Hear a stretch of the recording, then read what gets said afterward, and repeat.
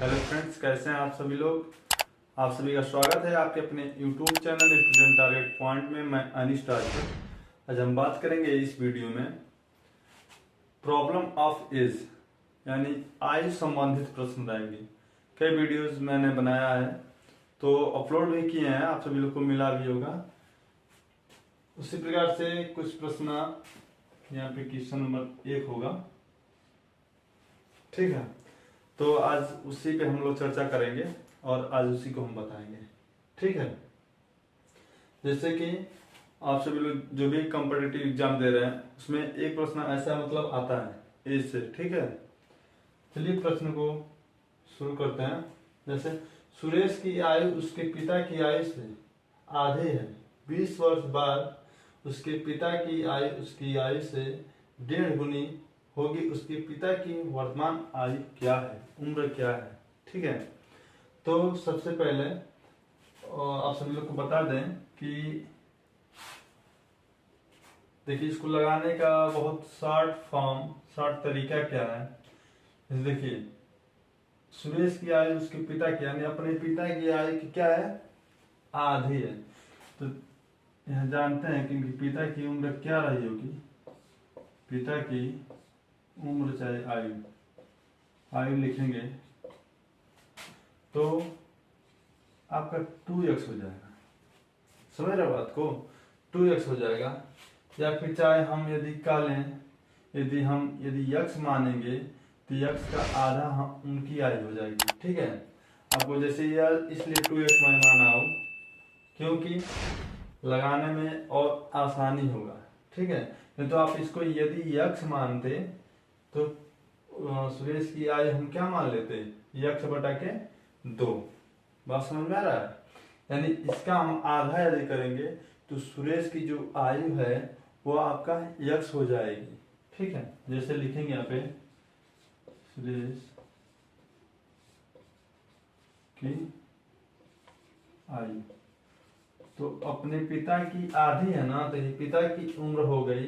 अब इसका आधा क्या हो जाएगा, आधा करेंगे तो यानी कि इसको बटा कर देंगे ना, बटा 2। आधा का मतलब बटा 2, तो काट देंगे तो क्या बचेगा, x, ठीक है। जब यह हमको ज्ञात हो गया, आगे देखेंगे 20 वर्ष बाद, 20 वर्ष बाद पिता की आयु, 20 वर्ष बाद पिता की आयु क्या देगी, बाद का कहे तो 20 जोड़ दीजिए। वैसे ही 20 वर्ष बाद सुरेश की आयु कितना जगह x प्लस 20, ठीक है। अब इसको हम बराबर करने के लिए ऐसे लिख लेंगे 2x प्लस 20 बराबर x प्लस, ठीक है। कह रहा है कि पिता की आयु उसके आयु से 1.5 गुनी होगी। तो हाई जो है ना, हाई 1.5 गुनी इसकी आयु से पिता की आयु जो है 1.5 गुनी है। तो कहने का मतलब यह है कि जब हाई 1.5 गुनी है तो या तो इसमें हम 1.5 से भाग दे दें या फिर इसमें 1.5 से गुणा कर, तभी तो दोनों इक्वल होगा, ठीक है।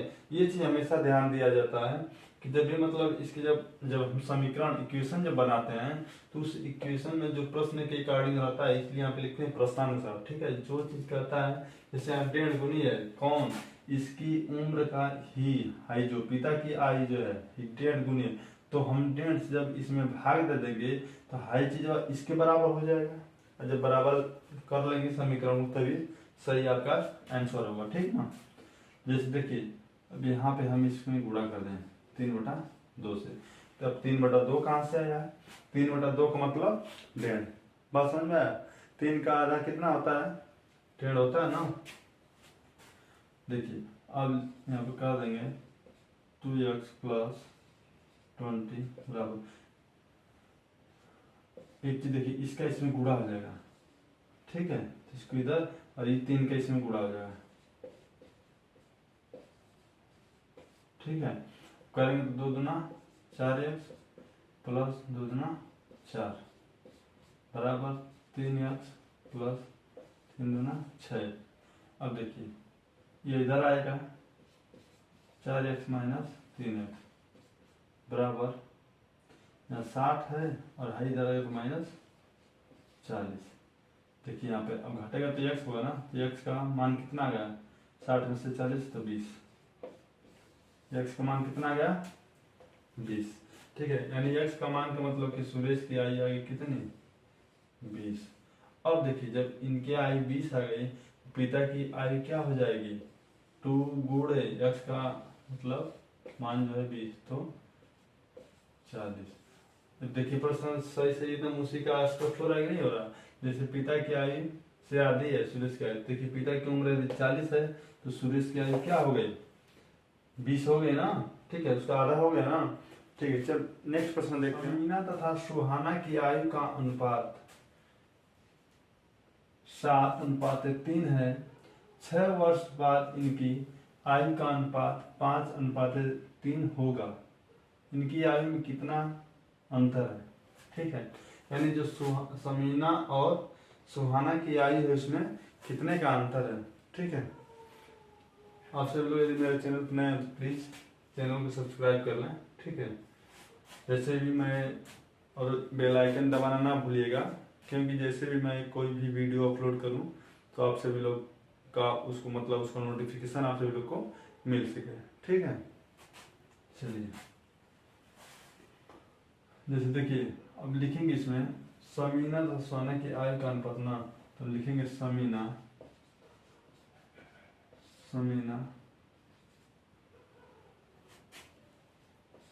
की आयु 7x कर लेंगे। ठीक है, और सुहाना की आयु कितना आ जाएगा 3x हो जाएगा। ठीक है, इसको मान लीजिए 6 वर्ष बाद अब एक चीज ध्यान दीजिए, अब इसको हम अनुपात का मतलब कि हम बटा के रूप में लिख सकते हैं। बात समझ में आ रहा है। जैसे 6 वर्ष बाद, अभी मैं लिखूंगा नीचे देखिएगा, 6 वर्ष बाद समीना की आयु क्या हो जाएगा 7x + 6। सेम 6 वर्ष बाद सुहाना की आयु ठीक हो जाएगा 3x + 6। ठीक है, अब प्रश्नानुसार कर लेंगे। जब प्रश्नानुसार ऐसे लगाएंगे 7x + 6 बटा क्या हो जाएगा, ऐसे ही ये बटा के रूप में लिख लेंगे। इसको हम अनुपात के रूप में भी व्यक्त कर सकते हैं। ठीक है, अब बराबर कितना हो जा रहा है 5:3, तो 5/3 कर लेंगे। ठीक है, अब 3 गुणा इसका इसमें और इसका इसमें कर लीजिए, डायरेक्ट कर लीजिए। 7×21 x + 7×18 बराबर इसका इसमें करेंगे 5×15 x + 6×5 = 30 15। अब देखिए 21 x आएगा प्लस है तो इधर आएगा माइनस, 15x बराबर देखिए यहाँ पे 30 है और हाई इधर आएगा तो -18 हो जाएगा। तो 21x में से 15x घटेगा तो क्या 6x बराबर 30 में से 18 घटेगा तो 12 और x बराबर 12/6 6 दूना 12। x का मान क्या आ गया 2।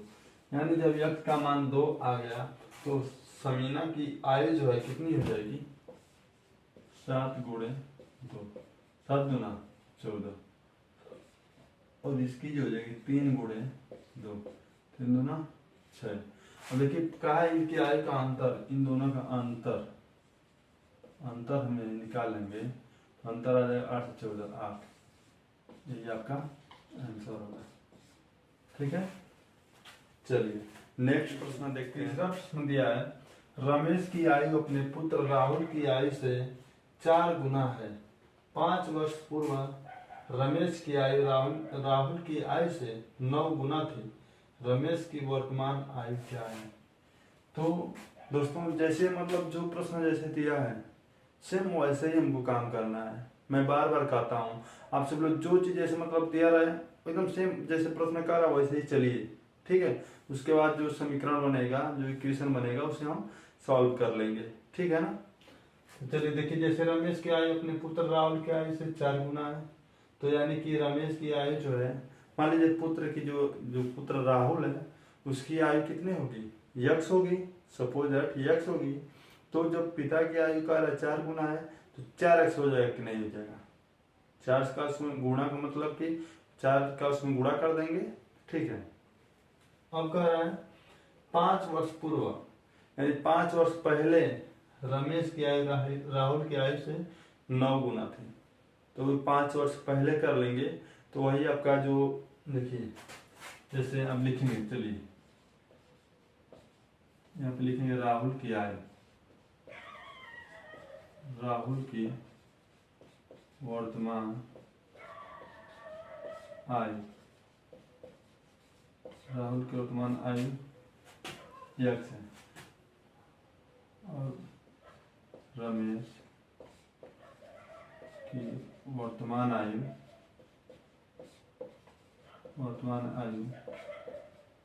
4x, लिखा है 4 गुना है, 4x कर दें। 5 वर्ष पहले, 5 वर्ष पहले पूर्व राहुल की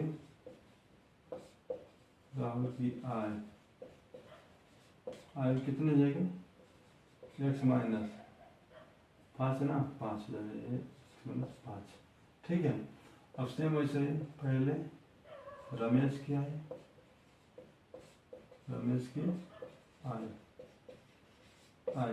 ठीक है, ये हो जाएगा 4x माइनस 5।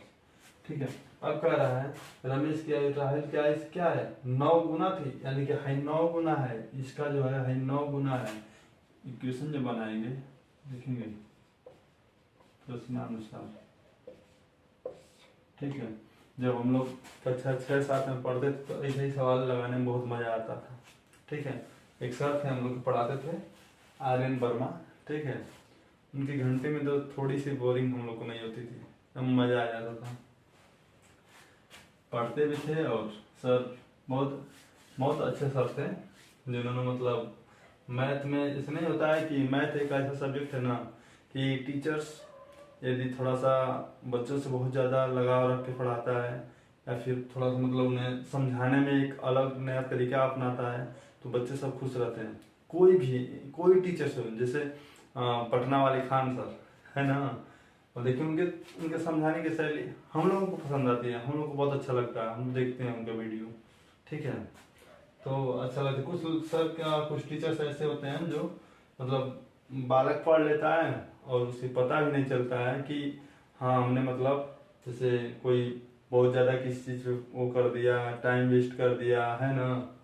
तो इसके लिए मतलब सर की क्लास देखते देखते ऐसे लोग सीख भी जाते हैं और क्या उन्हें ऐसा मतलब थोड़ा सा क्या बोरिंग फील नहीं होता है। चलिए देखिए अब क्या करेंगे, प्रश्नानुसार अब देखिए जैसे लिखा है ना x माइनस 5 बराबर 4x माइनस 5। ठीक है, अब कहने का मतलब है जब 9 गुना है 9 गुना है तो हम 9 से भाग दे दें, अच्छा इसमें 9 से हम क्या कर दें, गुणा कर दें। तो ये बताइए जब हम यहाँ 9 से भाग देंगे तो ये 9 जाके इसी में गुणा होगा ना, बात समझ। देखिए यदि हम बटा में 9 कर देते तो जाके इधर ही गुणा होता। ठीक है, अब देखिए अब गुणा कर लेंगे डायरेक्ट, तो 9x माइनस 5 बराबर 4x माइनस 5। 9x अब इधर चला जाएगा, यहाँ प्लस है इधर जाएगा तो माइनस 4x बराबर माइनस 5 है, सॉरी यहाँ पे देखिए थोड़ा सा मिस्टेकिंग हुआ है गुणा करने में। देखिए 9 × 5 = 45, यहाँ पे क्या हो जाएगा 4 हो जाएगा, 9 × 5 = 45 माइनस। ठीक है, अब देखिए है हाँ, अब इस 45 इधर आ जाएगा तो यहाँ देखिए माइनस है ना, इधर आएगा तो प्लस हो जाएगा। ठीक, अब देखिए 9x में से 4x घटेगा तो 5x बचेगा, कितना बचेगा। ठीक, अब 45 में से 5 घट जाएगा तो देखिए घटाने में बहुत सारी गलतियां हो जाती हैं, तो आप लोग ऐसा घटाइए गलती ना हो। ठीक है, जैसे मान लीजिए कि यहाँ 45 है, यहाँ प्लस है माइनस है। ठीक है, अब ये छोटी संख्या हो गई और ये बड़ी संख्या है, तो हमेशा बड़ी वाली संख्या से छोटी वाली संख्या घटाया जाता है हमेशा। अनकंडीशनल कैसा कंडीशन है, बड़ी वाली संख्या है उसी में से छोटी संख्या को हम माइनस करेंगे, ठीक है। लेकिन होता क्या है, चिन्ह लगाने का तरीका होना चाहिए, चिन्ह लगाने की जानकारी होना चाहिए। जैसे मान लीजिए हम घटाएंगे तो इसी में से, ठीक है, और यहाँ पे प्लस भी है ऑलरेडी, तो प्लस में ही इसका मान आएगा। लेकिन बड़ी वाली संख्या के सामने जो, यदि देखिए माइनस प्लस जहां भी आ जाए, अब बड़ी वाली संख्या है उसके सामने जो भी चिन्ह लगा है तो हमेशा घटाने वाला काम करेंगे, वहां पे घटाने वाला काम करेंगे, लेकिन चिन्ह जो है माइनस का लगाएंगे। लेकिन यहाँ पे देखिए घटाना और जोड़ दोनों दे दिया है, लेकिन बड़ी वाली संख्या के सामने क्या चिन्ह है, प्लस है ना, प्लस ही में इसका आंसर जवाब आएगा। तो 45 में 5 घटेगा तो 40। अब x बराबर क्या हो जाएगा, 40 बटा के 5, 5 बटे 40, यानी x का मान क्या आ गया, 8। x का मान आने का मतलब कि राहुल की आयु कितनी हो गई, 8 वर्ष हो गई, यह आपका 8 वर्ष। और रमेश की वर्तमान आयु कितनी हो जाएगी, 4 गुणे 8, 8 को 32, ठीक है। अब यहाँ से एक चीज और मिला सकते हैं, अब देखिए राहुल की आयु से 4 गुना थी, किसकी आयु, उसके पिता की, ठीक है। तो जब बताइए 8 का 4 गुना करेंगे तो कितना होगा, 32 होगा कि नहीं होगा, ठीक है। चलिए नेक्स्ट क्वेश्चन देखते हैं। वीडियो पसंद आए तो प्लीज लाइक शेयर सब्सक्राइब करें। अंजू तथा संध्या की वर्तमान आयु का अनुपात 13:17 है। 4 वर्ष पूर्व इनकी आयु का अनुपात क्रमशः 11:15 था। 6 वर्ष बाद इनकी आयु का अनुपात क्रमशः कितना होगा। देखिए ऐसा प्रश्न है यह, इसमें कई सारे प्रश्न बनाए जा सकते हैं। जैसे अभी इसमें देखिए ये नहीं पूछा है कि अंजू की वर्तमान आयु क्या है, ये भी पूछ सकता है, ठीक है, या उनके आयु का दोनों का अंतर बता दीजिए, है ना। तो प्रश्न ऐसे थोड़ा सा घुमा देता है, तो इसको कैसे लगाएंगे, देखिए इनकी वर्तमान आयु का अनुपात जो दे दिया यही है, तो हम सीधे कह लेंगे कि अंजू की जो वर्तमान आयु है, वर्तमान, हैंड राइटिंग ठीक नहीं है, थोड़ा सा मैनेज कीजिएगा आप लोग। अंजू की वर्तमान आयु क्या है, 13x मान लेंगे, ठीक है। और संध्या की वर्तमान आयु क्या हो जाएगी, 17x, ठीक है। अब क्या करेंगे, 4 वर्ष पूर्व इनकी आयु का अनुपात, 4 वर्ष पूर्व इनकी आयु का अनुपात क्रम से, मतलब कि अंजू की, किसकी, अंजू और संध्या की, अंजू की आयु कितना हो जाएगी, 13 या क्या कहा पूर्व ना, 13 माइनस 6, सॉरी 4 होगा ना, 4 पूछे, 4 वर्ष का है 4, फिर 4 वर्ष पूर्व संध्या की आयु, संध्या की आयु कितनी हो जाएगी, 17x माइनस 4, ठीक है। अब इतना आ गया, ये अनुपात की बात कर रहे हैं ना, तो अनुपात को हम इसको इस रूप में लिख सकते हैं, ठीक है। इसको लिख सकते हैं 13x माइनस 4 बटा के 17x माइनस 4 बराबर क्या हो जाएगा, 11 बटा के 15, यही ना अनुपात दिया है, ठीक है। इस रूप में लिख लेंगे, फिर इसमें इसका फिर गुणा है, इसका इसमें और इसका इसमें, तो करेंगे तो देखिए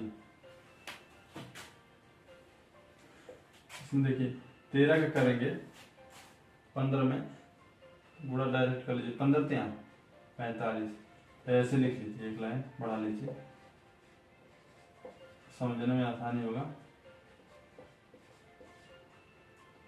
देखिए बराबर इसका इसमें कर लीजिए, 17x माइनस 4, ठीक। अब गुणा करेंगे तो देखिए 15 3 45, हासिल कितना होगा 4, 15 कम 15, 15 4 19, x हो जाएगा माइनस 15 चौको 60, ठीक है, बराबर देखिए 11 किसमें करेंगे तो 11 7 77, हासिल 7, 11 कम 11 और 11 7 18, ठीक है, माइनस 11 चौको 44, 195 हाई इधर आ जाएगा, सॉरी देखिए यहाँ पे एक्स लिखना भूल गया, एक्स लिख लिए, ठीक है। इसको इधर लेकर आ जाएंगे, -187 बराबर, यहाँ प्लस है इसलिए यहाँ माइनस हुआ है, ठीक है। बाद में कोई ये ना पूछे कि कहाँ से सर यहाँ प्लस कर दिए, अपने मन से कर रहे हैं सब, है ना, ऐसा कोई ना पूछे। अब देखिए -44 है, -44 हाई माइनस है, इधर आएगा तो प्लस हो जाएगा, +7, ठीक। अब घटाएंगे इसमें से, तो 15 में से 7 घटेगा तो 8 बचेगा कि नहीं बचेगा। अब तो ये 8 हो गया, कट गया, 8x बराबर, देखिए फिर बची 60 में से हम 44 घटाएंगे तो क्या बच जाएगा, 16 बचेगा, 16 बचेगा। अब देखिए x बराबर क्या हो जाएगा, 16/8, 8 दूना 16, यानी x का मान क्या आ गया, 2, x का मान क्या आ गया, 2। अब देखिए ये x का मान 2 आ गया, तो अंजू की वर्तमान आयु ज्ञात कर सकते हैं कि नहीं कर सकते हैं, कर सकते हैं ना। तो अंजू की जो वर्तमान आयु है आप कर देंगे कि 13x, तो x की जगह यहाँ पे हमको क्या रखना है, 2, 13 दूना 26, संध्या की वर्तमान आयु इसका भी ज्ञात कर सकते हैं, 17 गुणे 2 करेंगे तो 17 दूना 34, ठीक है। इन दोनों की वर्तमान आयु भी ज्ञात कर लेंगे, लेकिन हमसे आयु कहा नहीं है कि आयु आप ज्ञात कीजिए, हमको क्या ज्ञात करना है, 6 वर्ष बाद इनकी आयु का अनुपात क्रमशः कितना होगा, अनुपात पूछा है वो भी कितना, 6 वर्ष बाद। देखिए है तो वर्तमान का हो गया ना, तो 6 वर्ष बाद का है, तो हम 6 वर्ष इसी में जोड़ देंगे, चलिए यहीं पे लिख देते हैं, 6 वर्ष इसी में जोड़ देंगे, तो 6 वर्ष जोड़िए फटाक से, इसमें भी 6 वर्ष जोड़ दीजिए। देखिए हाई आपका 26 6 कितना 32, अनुपात में कर लीजिए, 34 और 6 कितना 40, यानी 32:40, ये कटेगा तो काट भी लीजिए, 8 चौको 32, 8 25 40, यानी मेरे दोस्तों इसका आंसर आपके व्हाइट बोर्ड पे आ गया, ठीक है। बोल ही जा रहे थे कंप्यूटर स्क्रीन पे आ गया, लेकिन कंप्यूटर नहीं है। चलिए नेक्स्ट प्रश्न देखते हैं। आयु में से 6 घटाकर शेषफल को 18 से भाग दें तो अनूप की आयु प्राप्त होती है। महेश की आयु 5 वर्ष तथा अनूप महेश से 2 वर्ष छोटा है, गुलजार की वर्तमान आयु बताइए। मेरे दोस्तों जैसे मतलब जैसे दिया है वैसे ही हम इक्वेशन बना लेते हैं, ठीक है। देखिए हम अपने मन से इसमें कुछ नहीं लाएंगे, जैसे दिया वैसे बनाएंगे। जैसे जो गुलजार की वर्तमान आयु है, ठीक ना, उसमें से 6 घटाकर, मान लीजिए गुलजार की वर्तमान आयु क्या है, x वर्ष, ठीक, में से 6 घटाकर, अब देखिए सीधे प्रश्न चलते हैं, प्रश्नानुसार, ठीक ना, प्रश्नानुसार ऐसे लिख लेंगे। तो यही उनकी गुलजार की वर्तमान आयु है, इसमें से हम 6 घटा लेंगे, 6 घटा लिए। अब कितना प्राप्त हुआ कितना नहीं प्राप्त हुआ, ठीक है, ठीक ना, यही आपका x - 6 घटाने कह रहा है, और कह रहा है शेषफल को 18 से भाग दे दो, यानी इसी में हम 18 से भाग दे दें तो अनूप की आयु प्राप्त होती है, ठीक ना। भाग दे देंगे तो किसकी आयु प्राप्त होगी, अनूप की, ठीक है। अब बराबर कर लेंगे, ठीक ना। महेश की आयु 5 वर्ष है, महेश की आयु 5 वर्ष हो गई, तथा अनूप जो है महेश से 2 वर्ष छोटा है। तो देखिए 2 वर्ष छोटा तो -2 कर लेंगे, ठीक है, लग गया आपका सवाल। देखिए x - 6 और बटा के 18 बराबर, घटा देंगे तो कितना 3 हो जाएगा। अब इसका इसमें गुणा कर देंगे तो x - 6 18 हैं 54, x बराबर 54, और आई माइनस है इधर ही आएगा तो प्लस हो जाएगा, तो 6, x बराबर क्या आ जाएगा 60। क्या आ गया, गुलजार की आयु आ गई 60 वर्ष, ठीक है। यही आपका आंसर हो जाएगा। फिर मिलते हैं अगले वीडियो में, तब तक के लिए जय हिंद।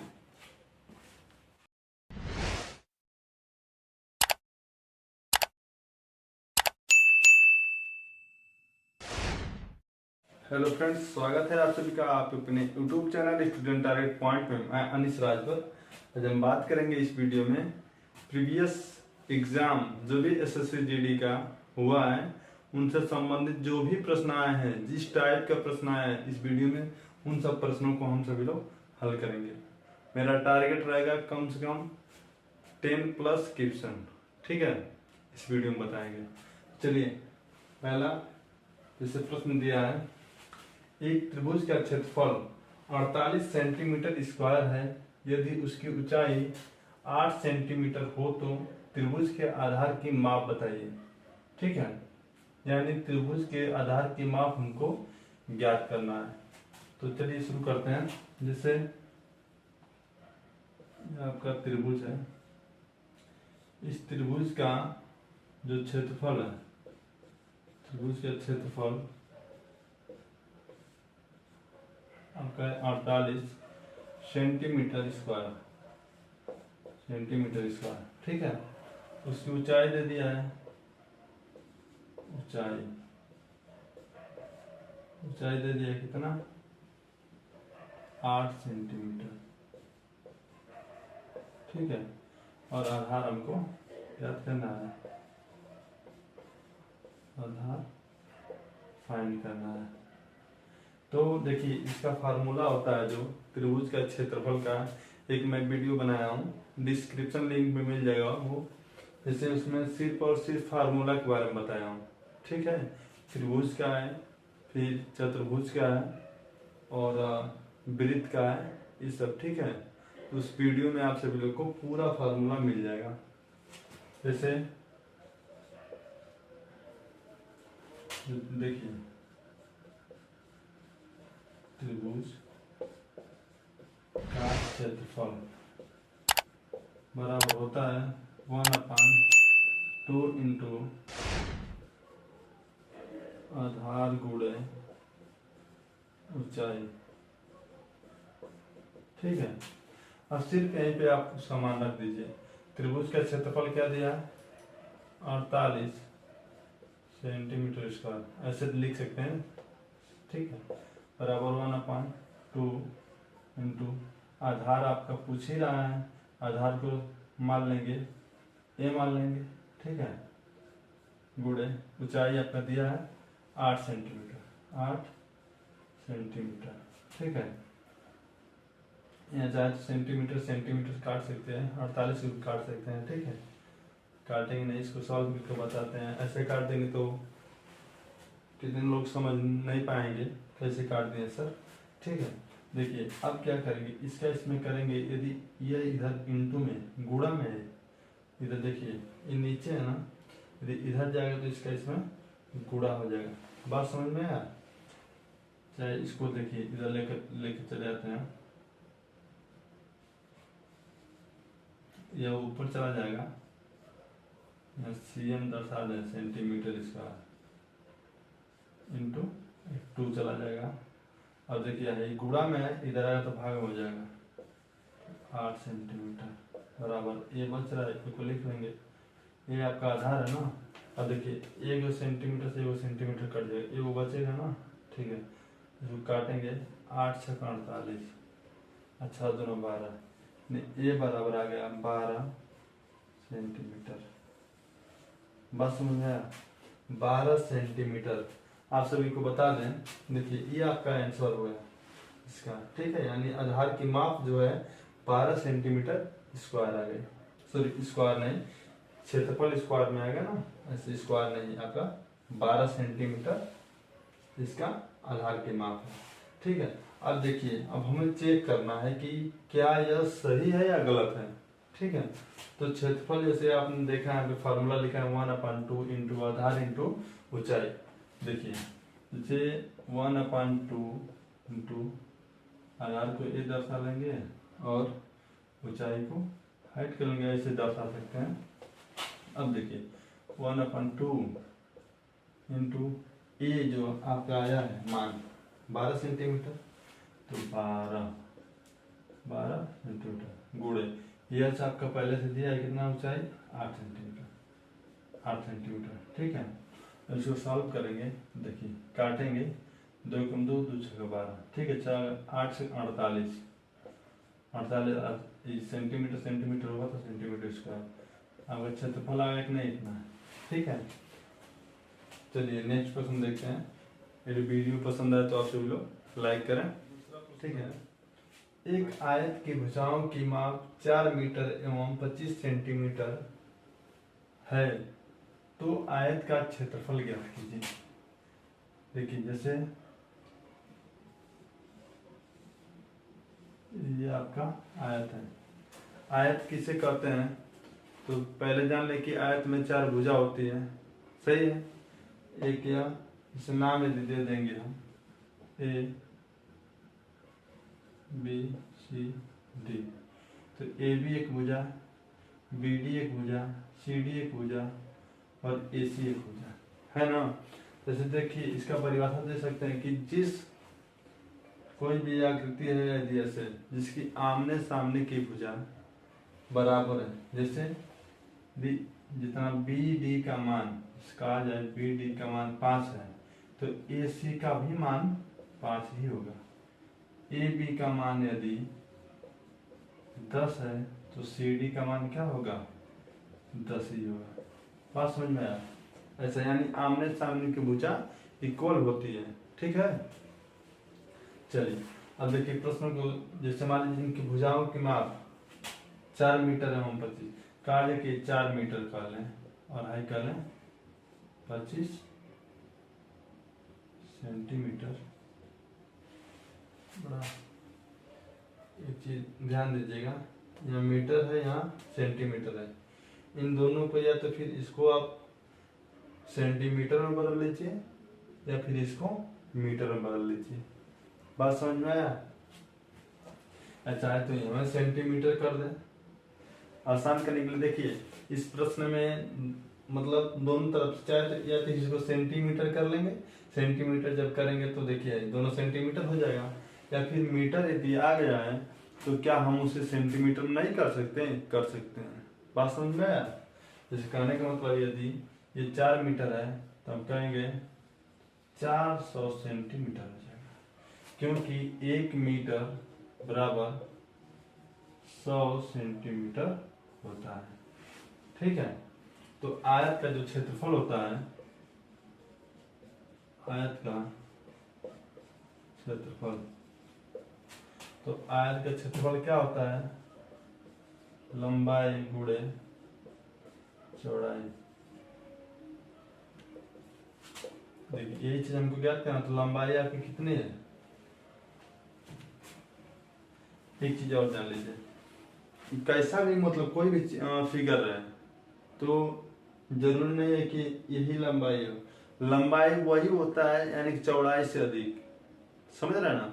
यानी चौड़ाई से जो अधिक है वही लंबाई आपकी होती है, और जो लंबाई से थोड़ा कम रहे वो चौड़ाई होती है। ठीक है, जैसे लंबाई आपका 25 सेंटीमीटर, कितना है 25 सेंटीमीटर गुणे चौड़ाई कितना हो जाएगा 400 सेंटीमीटर, है ना। अब देखिए अब यहाँ पे गुणा करेंगे 25 से को 100 और 2 जीरो है metre square, sorry centimetre square, यही आपका आंसर है। और एक चीज देखिए, यदि ये सेंटीमीटर है, यदि हमको मीटर में बदलना है तो देखिए 1 मीटर बराबर 100 सेंटीमीटर। ठीक है, ये सेंटीमीटर में ऑलरेडी दे रखा है, ठीक ना। यानी कि इसको हम बदल देंगे मीटर में। मीटर में बदलने के लिए हम क्या करेंगे, भाग कर देंगे कितने से 100 से। यानी कि यदि मीटर में है और मीटर को सेंटीमीटर में बदलना है तो 100 से गुणा कर देंगे, और यदि सेंटीमीटर में दिया है उसको मीटर में बदलना है तो 100 से भाग कर देंगे। ठीक है, जैसे ये आपका 10,000 दिया ना, 10,000 सेंटीमीटर स्क्वायर। ठीक है, तो हम इसमें क्या कर देंगे मीटर में यदि बदलना रहे तो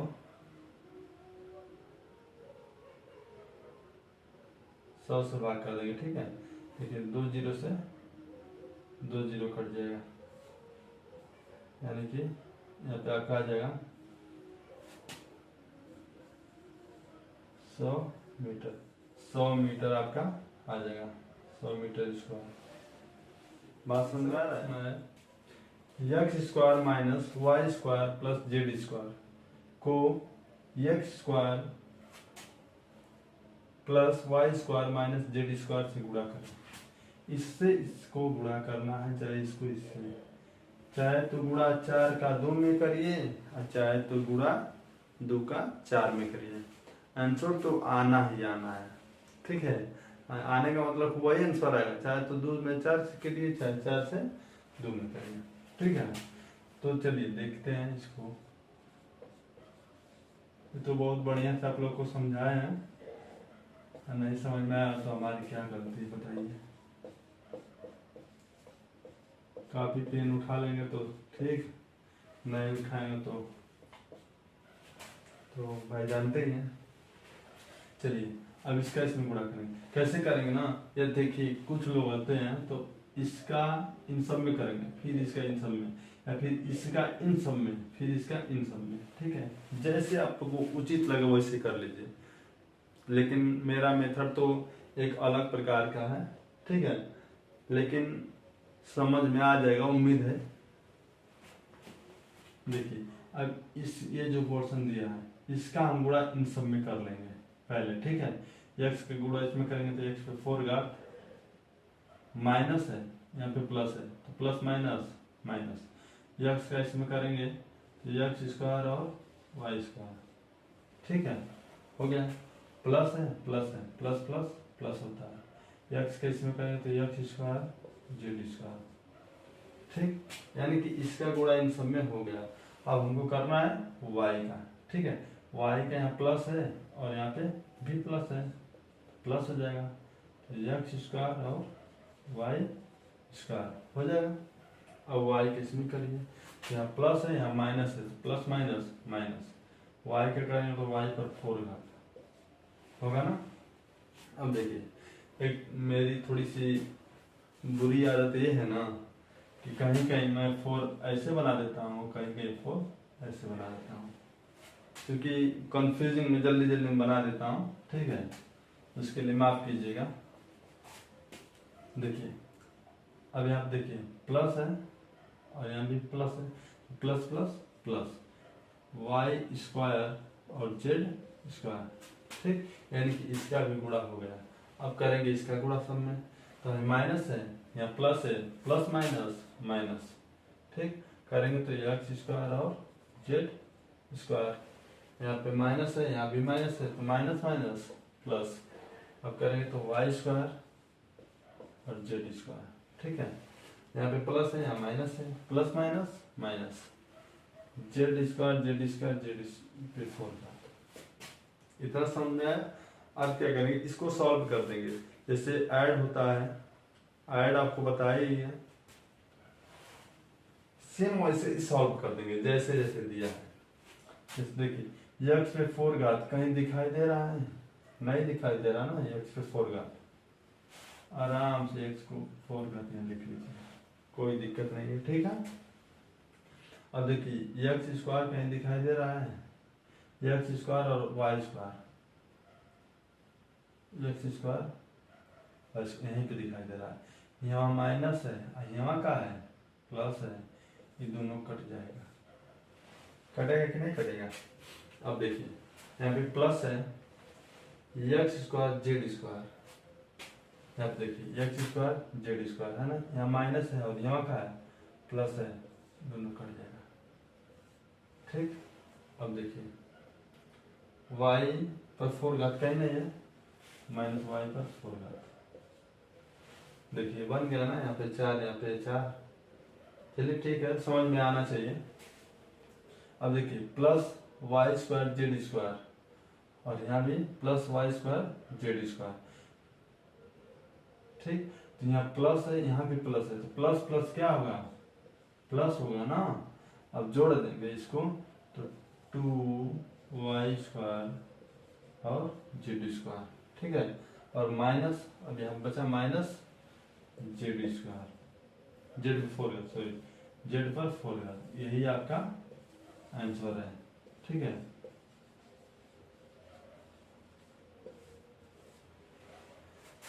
चैनल को सब्सक्राइब कर लेना। प्रश्न दिया है 3x - 4 बटा के 3 माइनस 4x - 2 बटा के 5 बराबर x + 2/4 को हल कीजिए, ठीक है। इसको सरल करने का कई तरीका है, या तो इसका इधर पक्षांतर कर लीजिए, फिर इसको इधर ही रहने दीजिए। चूंकि हम इसको सॉल्व करेंगे तो x का मान ही फाइंड करेंगे ना, यानी x का मान ही तो प्राप्त करेंगे। चलिए क्या करेंगे, डायरेक्टली यहीं पे आप चाहें तो इसका एलसीएम ले सकते हैं। एलसीएम ले लेंगे 15 होगा। एलसीएम निकालने का तरीका आपको बताया हूँ बहुत अच्छी तरीके से, ठीक है। अब देखिए क्या करेंगे, 15 आ गया ना, और इसका इसमें कर देंगे भाग, ठीक है। भाग करेंगे तो 3 × 5 = 15, यानी देखिए एक जब इसका गुणा जब होता है एलसीएम जो, यानी कि इसका गुणा जब एलसीएम होता है तो डायरेक्ट इसका इसमें और इसका इसमें गुणा कर देते हैं। तो 5 का इसमें गुणा करेंगे 3x - 4 माइनस तो माइनस लिख लेंगे, ठीक है। अब देखिए इस 3 का गुणा इसमें कर देंगे 4x - 2, ठीक, बराबर। इसको ऐसे ही नोट कर लेंगे, ठीक है। अब देखिए अब क्या करेंगे, इसका इसमें गुणा करेंगे 5 से 15x माइनस 4 × 5 = 20, माइनस है तो माइनस कर लेंगे। देखिए -3 का इसमें गुणा हुआ 4 × 12x और माइनस माइनस प्लस 3 × 2 = 6 बटा के 15 बराबर x + 2/4, ठीक। अब 15x में से 12x घटेगा तो 3x बचेगा, ठीक। और ये माइनस है यहाँ प्लस है, देखिए यहाँ पे -20 है और यहाँ +6 है, तो घटेगा कि जुड़ेगा। देखिए जब एक जगह माइनस और एक जगह प्लस आ जाए तो घटना है, जान जाइए घटना ही है, ठीक है। चूंकि जो बड़ी वाली संख्या रहती है उसके सामने वाले चिन्ह को लिख देते हैं। जैसे घटाएंगे तो आपका हो जाएगा 14, लेकिन बड़ी वाली संख्या के सामने का चिन्ह क्या है, माइनस है तो -14 बटा के 15 बराबर x + 2 और 4, ठीक है।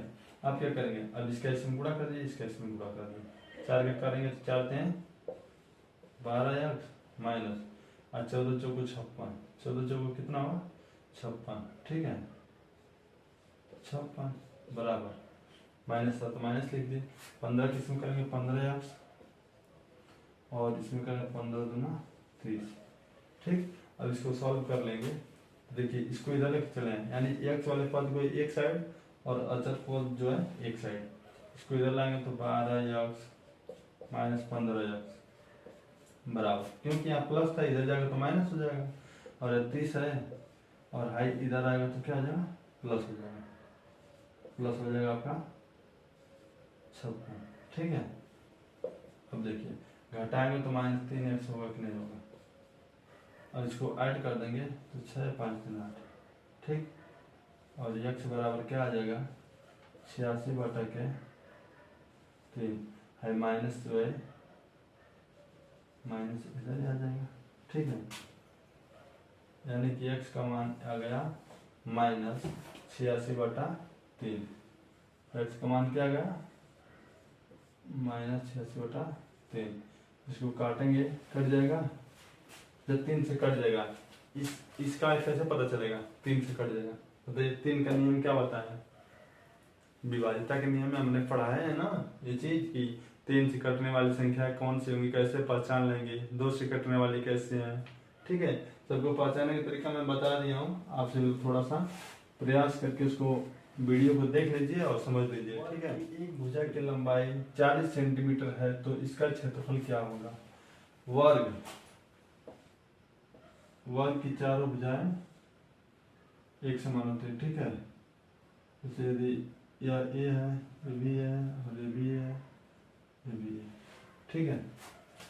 तो एक भुजा की लंबाई यदि 40 सेंटीमीटर है, यानी पूरा 40 सेंटीमीटर होगा, ठीक है। वर्ग की भुजा की लंबाई 40 सेंटीमीटर, तो इसका क्षेत्रफल यानी वर्ग का क्षेत्रफल, वर्ग का क्षेत्रफल क्या होता है, भुजा स्क्वायर, ठीक है। यानी जो भुजा होती है, या फिर कह सकते हैं भुजा गुणे भुजा, इसको हम और भी लिख सकते हैं ऐसे, भुजा गुणे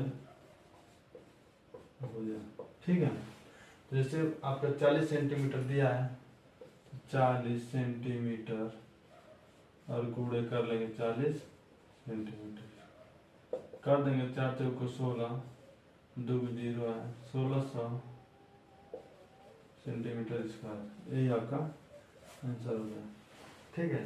आपको बता दें कि आपसे बोले इस चीज़ को रिक्वेस्ट करता हूँ कि आप सब इसको नोट कर लें, ठीक है। जैसे आयत का क्षेत्रफल, ठीक, ये होता है आयत का क्षेत्रफल, जो होता है लंबाई गुणे चौड़ाई, ठीक। वर्ग का क्षेत्रफल हो जाएगा आपका भुजा स्क्वायर, ठीक है। और जो है त्रिभुज का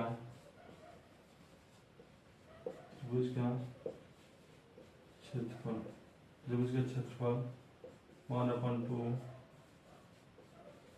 आधार इंटू ऊंचाई, ठीक है। और जो है जैसे कोई कमरा होता है ना, कमरे का चारों दीवारों का क्षेत्रफल, चारों दीवार, जब पूरा कमरे का चारों दीवार में क्षेत्रफल पूछता है ना, तो उसका फॉर्मूला था 2 लंबाई, हिंदी में लिख दे, लंबाई धन चौड़ाई और गुणे ऊंचाई। इस फार्मूला को फर्श से करता है, फर्श तो फर्श एक आयत के जैसे दिखता है, फर्श का ऐसे ज्ञात करेंगे, लेकिन कमरे के चारों दीवारों में जब पूछेगा तो हाई वाला फार्मूला लगाएंगे, ठीक है।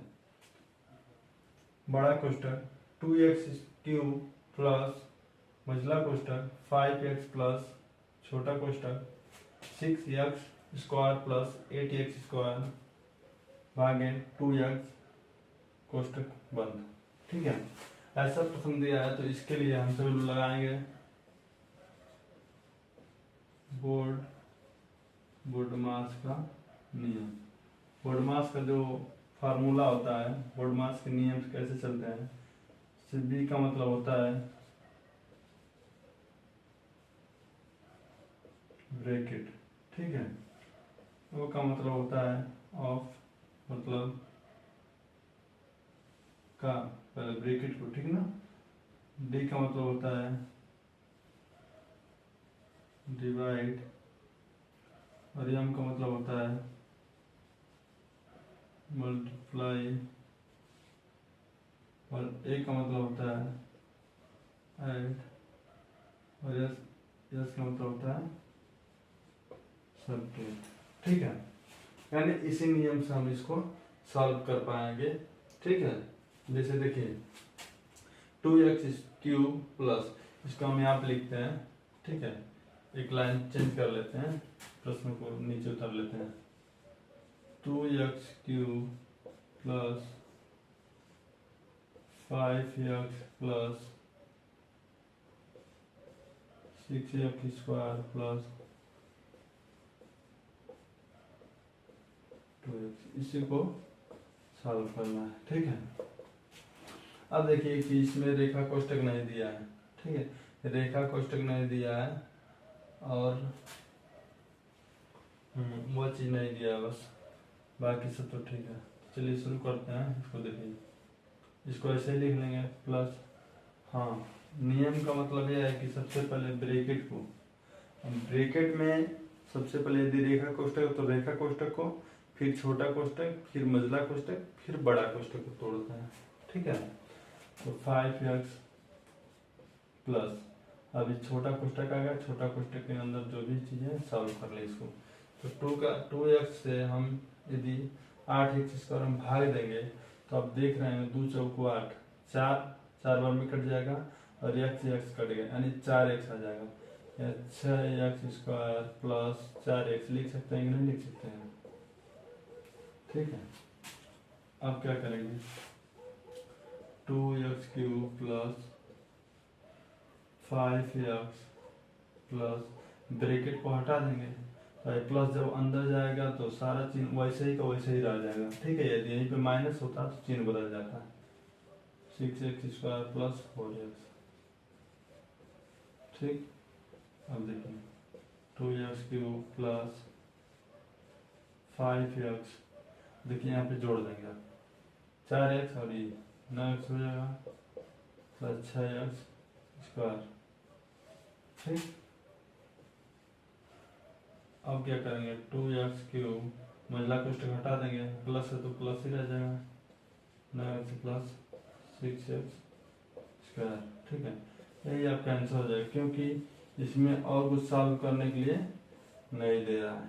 ठीक है, देखिए जैसे कहें यहाँ पे क्यूब है तो यहाँ पे स्क्वायर है, यहाँ पे केवल एक घात है, तो इसमें कुछ सॉल्व नहीं हो पाएगा। ठीक है, नंबर 7 है 24x³ plus 18x² plus 12x भागे 3x को हल कीजिए। जब इसको हम हल करेंगे यानी देखिए यहाँ पर भाग है ना, यानी 3x के इन सब में भाग दे देना है। तो इसको देखिए ऐसे लगाएंगे 24x³ plus 18x² plus 12x। देखिए 3x से हम इसको ऐसे भाग देंगे। ठीक है, वैसे भाग दे देंगे। देखिए 3x का हम देखिए एक एक में भाग देते जाएंगे। ठीक है, तो देखिए किस चीज से हम किस संख्या से हम गुणा करें कि 24 आ जाए। तो 8 इस 3 का जो हम गुणा 8 में करेंगे तभी तो 24 आएगा। 8 देखिए 24, और देखिए यहाँ पे x³ है तो इस x का किस संख्या में गुणा करेंगे कि x³ आ जाए। ठीक है, इसके लिए चाहे तो हम यदि तो आप कॉपी कलम लिए हैं आप तो बगल में ऐसे चाहे तो चेक भी कर सकते हैं, फटाफट आप आ जाएगा। ऐसे दिया है 3x है। ठीक, 3 ये x से कटेगा तो x² होगा कि नहीं होगा, 3 और 24 यानी देखिए 8x², यानी यहाँ 8x² से करेंगे तो इतना आ जाएगा। गुणा करेंगे 8 तक 24 x³ आ गया, हटा देंगे, हटा देंगे कट देंगे। ठीक, कटेगा कि नहीं कटेगा? यहाँ प्लस है तो यहाँ प्लस उतार लेंगे 18x²। अब देखिए अब फिर यही चीज ये भी कर सकते हैं x² 3x तो 6 के 18 1 यानी 6x। यहाँ 6x करेंगे तभी तो 6 के 18 आएगा और x गुणा हो तो x²। समझ में आ रहा ना, यानी सब कट जाएगा। ठीक है, अब प्लस 12 है 12x तो प्लस से बार में जाएगा। ठीक है, अब 12x है तो बताओ यहाँ 12x 3x का भाग देंगे तो एक से एक कटेगा 3 चौक 12 यानी 4 बार 4 नहीं कर लो, चारते हैं 12x घटाते हैं ना कट जाएगा 0, यानी भागफल आपका इतना आ गया, यही आपका आंसर है। ठीक है, ऐसे भाग मतलब बहुत ज्यादा कितना हो टफ देगा तभी भी हम आराम से निकालेंगे। यदि एक 1% लगाएंगे तो लग जाएगा। ठीक है, लेकिन यहाँ कभी कभार मान ली 3x प्लस 1 दे दे, प्लस 2 दे दे, प्लस 5 जो इच्छा करे वो दे दे, फिर भाग करने में दिक्कतें आती हैं। लेकिन दिक्कत नहीं आएगा, तो यकीन के साथ कर रहा हूँ। आप सभी लोग यदि ऐसा प्रश्न आता है कहीं भी फंसता है तो प्लीज मुझे कमेंट बॉक्स में कमेंट करके बता दें। ठीक है, चलिए नेक्स्ट प्रश्न। अर्जुन की आयु श्रेया की आयु की 2 गुनी है। 5 वर्ष पहले अर्जुन की आयु श्रेया की आयु की 3 गुनी थी।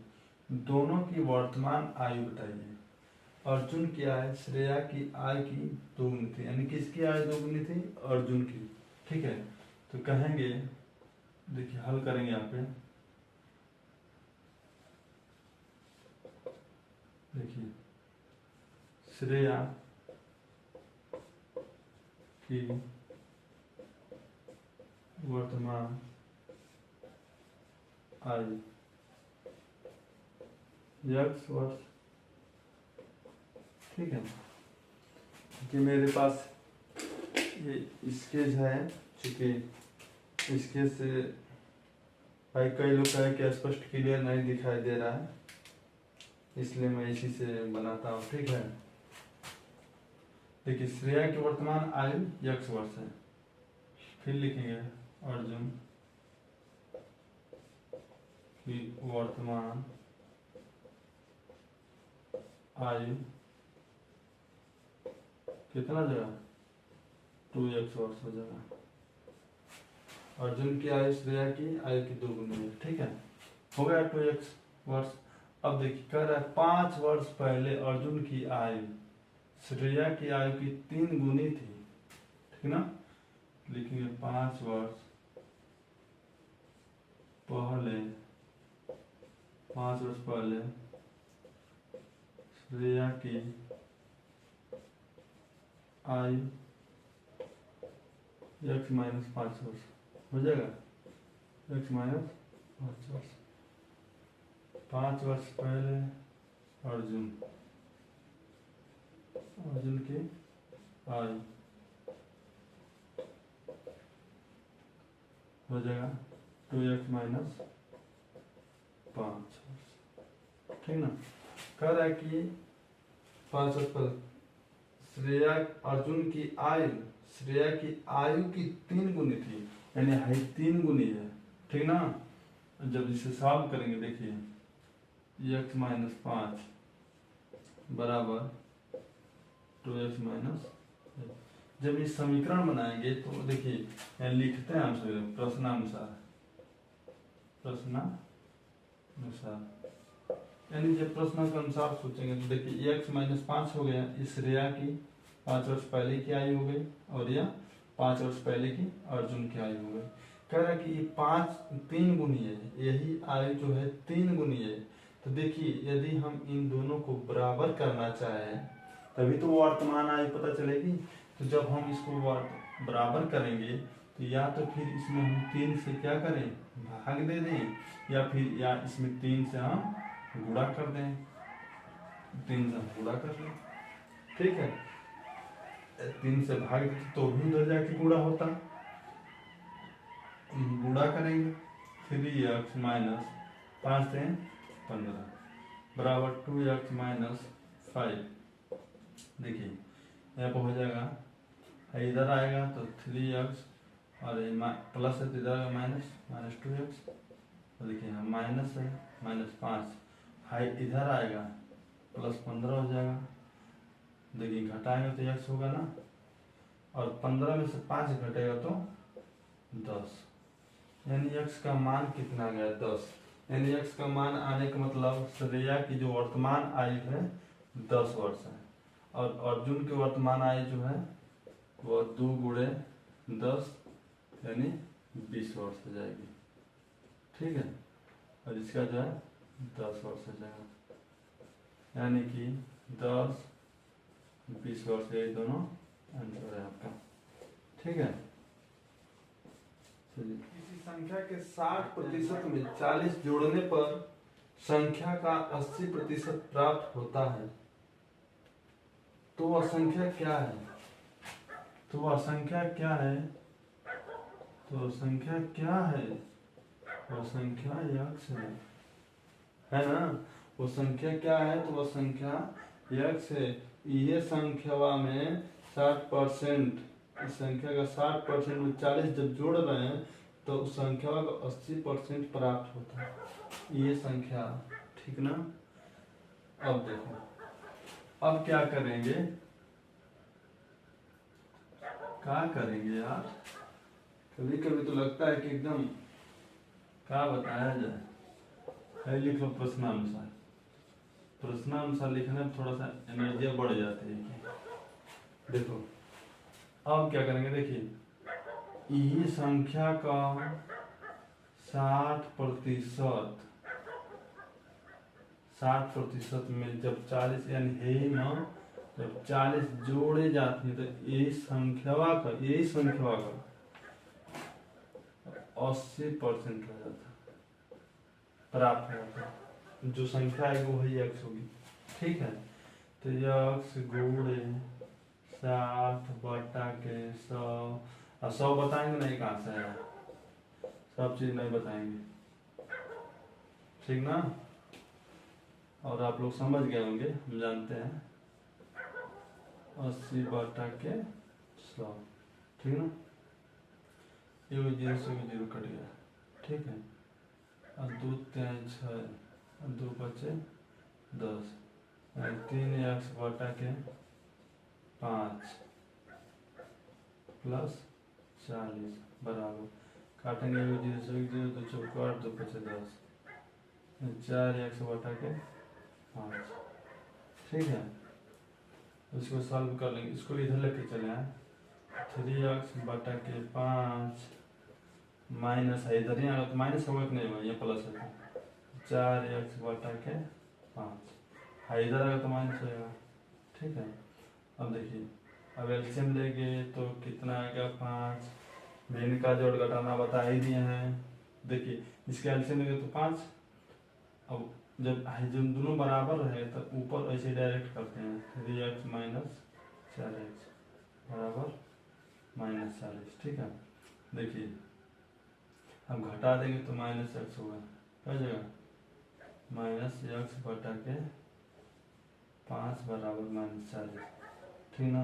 अब देखिए x का मान क्या आ जाएगा, है -5 रहेगा ना, मान लीजिए जैसे यहाँ पे माइनस है आपका, तो माइनस इधर आएगा, देखिए है 5 तो 5 के में उड़ा जाएगा, 5 दूना 5 को 20, 200, यानी x का मान क्या, ये 200 जो है वह संख्या है जिसमें 60% यानी कि 60% में 40 हम जोड़ रहे हैं तो 80% प्राप्त हो रहा है, ठीक है। चलिए नेक्स्ट प्रश्न देखते हैं, अंतिम प्रश्न होगा, ठीक है। देखिए अंतिम प्रश्न है इस वीडियो का 10वां प्रश्न, इसके लिए वो स्टार दे दीजिए भाई आप सभी लोग। चलिए एक मिनट कहेंगे आप लोग कि सर जी बहुत ललची है ना। एक भिन्न के अंश में 25% वृद्धि तथा हर में 20% कमी करने पर प्राप्त भिन्न 5/8 है, मूल भिन्न क्या है। जो जो कहा वही लिख दीजिए। एक भिन्न है, कोई भिन्न है, मान लीजिए a/b, मान लो ये भिन्न है हमारा, अंश में 25% की वृद्धि, को परसेंट का 25% का 25% की वृद्धि मतलब 125, ठीक। अब 20% की कमी कौने में, हर में, तो 80%, ठीक, बराबर ये जब सॉल्व हो रहा है तो वो भिन्न प्राप्त हो रहा है ये, ठीक ना। तो मूल भिन्न कर रहा है, इसको जब सॉल्व करेंगे तो मूल भिन्न आ जाएगा।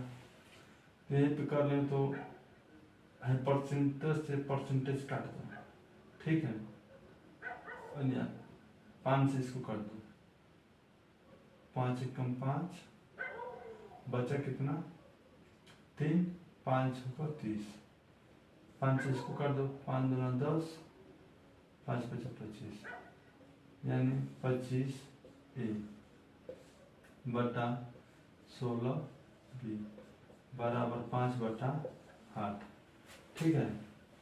अब देखिए, अब क्या करेंगे, इसको a और b इसको इधर ही डालने दो, हाई जब इधर नहीं आएगा तो इसका मतलब आएगा, देखिए इधर आप इस रूप में है ना, तो हाई नीचे हो जाएगा, हाई ऊपर चला जाएगा, ठीक ना, यानी 5/8 इधर आएगा तो हाई चीज ऊपर, ठीक ना, तो 16/25। यदि ऐसे नहीं समझ में तो मैं समझा दूंगा कैसे ऊपर कैसे नीचे गया है, ठीक ना। नहीं समझ में आया तो कमेंट कर दीजिए आप हमें, वैसे उम्मीद है कि आप सभी को समझ में आ रहा हो।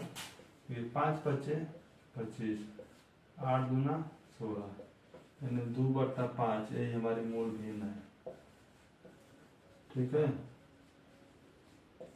सभी भाई बहन वीडियो को शेयर कर दें, ठीक है। और आप सभी लोग मेरे चैनल पर नए हैं तो प्लीज़ चैनल को सब्सक्राइब कर लें, ठीक है। बार बार कहना अच्छा नहीं लगता है लेकिन कहना पड़ता है। फिर मिलते हैं अगली वीडियो में, और अगली वीडियो में जब आएंगे तो आप सभी लोग के लिए एक ट्रिक लेकर आएंगे, ठीक है, मल्टीप्लाई का। मैं कई ट्रिक बता। हेलो फ्रेंड्स, स्वागत है आप सभी का आपके अपने YouTube channel student target point में। मैं अनिश राजवर। आज हम बात करेंगे इस वीडियो में परसेंटेज, प्रतिशत, यानी प्रतिशत क्या है। प्रतिशत का कुछ प्रश्न आपके सामने दिखाई दे रहा होगा, इसे हम सॉल्व करेंगे, ठीक है। क्योंकि मैं प्रतिशत का कई वीडियो बना चुका हूँ, वो अपलोड कर भी दिया हूँ, उसमें देख लीजिएगा आप सभी लोग, ठीक है। चलिए क्वेश्चन को देखते हैं। से आधे घंटे का 1 मिनट। और एक बार, यदि मेरे चैनल पे आप सभी नए हैं तो प्लीज चैनल को सब्सक्राइब कर लें, क्योंकि मैं जैसे वीडियो यदि अपलोड करूं तो आप सभी को सूचना मिले, ठीक है। बेल आइकन दबाना ना भूलें। चलिए, आधे घंटे का 1 मिनट 10 सेकंड का कितना प्रतिशत है। तो आधे घंटे यानी कि आधे घंटे का मतलब 30 मिनट, आप सभी को पता है। जैसे हम यहाँ पे लिख दें आधे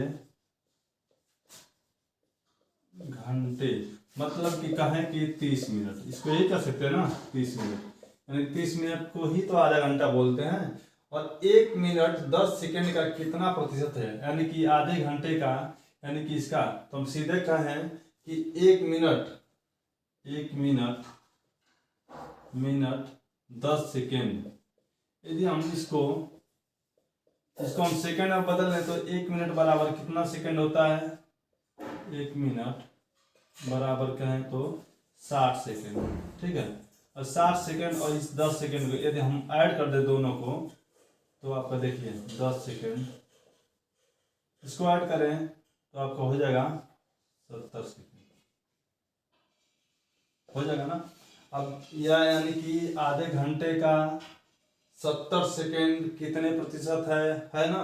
तो इसको हम लगाएंगे, देखिए यहाँ पे 30 मिनट है ना, 30 मिनट को भी हम सेकेंड में बदलेंगे, तो सेकेंड में बदलने के लिए 60 से मल्टीप्लाई कर देंगे, ठीक है। यानी कि 70 को हम लिख लेंगे ऊपर, और इसको लिखेंगे 30 गुणे 60। ये 30 गुणे 60 क्यों लिखे, क्योंकि यह जो 30 मिनट था यदि हमको सेकेंड में कन्वर्ट करना है तो गुणे 60 कर देंगे, ठीक है। और परसेंटेज में बदलने के लिए 100% से गुणा होता है, क्योंकि बहुत लोग पढ़ाते हैं तो ऐसे बता देते हैं 100 से गुणा कर दो, 100 से भाग कर दो। ऐसा नहीं होता है भाई, इसमें कम हमको जो है गुणा करना ही है तो 100% से करेंगे। ये तो परसेंटेज अपने से कहाँ से आ जाता है, लास्ट में 100% से करेंगे, ध्यान रखिएगा हमेशा। अब देखिए इसको सॉल्व कर लेंगे, ये कट जाएगा, 1 0 से 1 0 और 1 0 से 1 0 काट सकते हैं, ठीक है।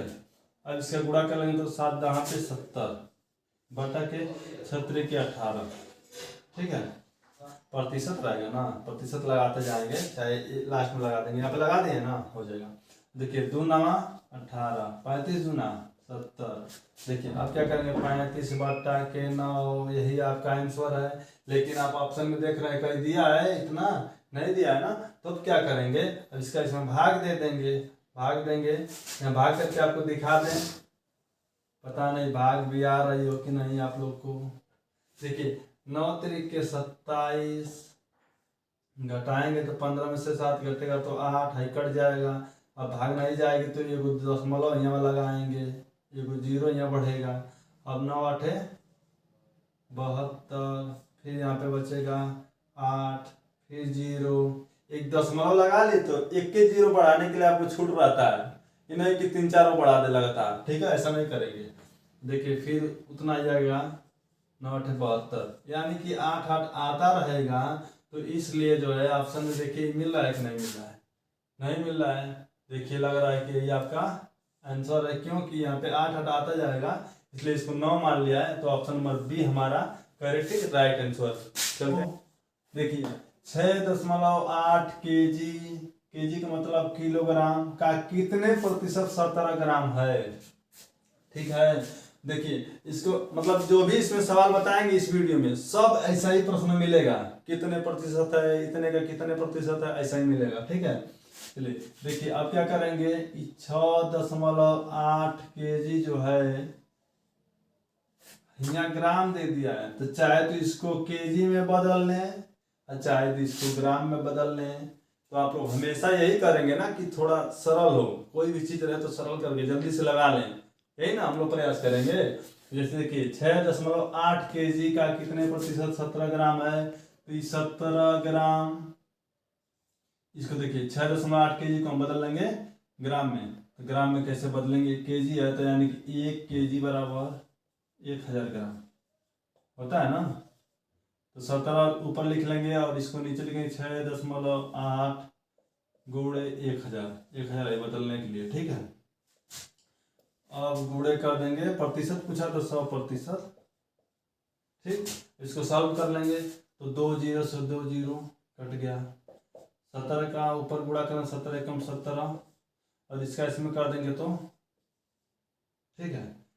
यहाँ पे सॉरी, यहाँ पे देखिए 3 0 काट दिए हैं, 2 ही 0 कटेगा ना, 1 0 तो रहेगा ही। तो देखिए इसका इसमें गुणा करेंगे तो 68 हो जाएगा, ठीक है।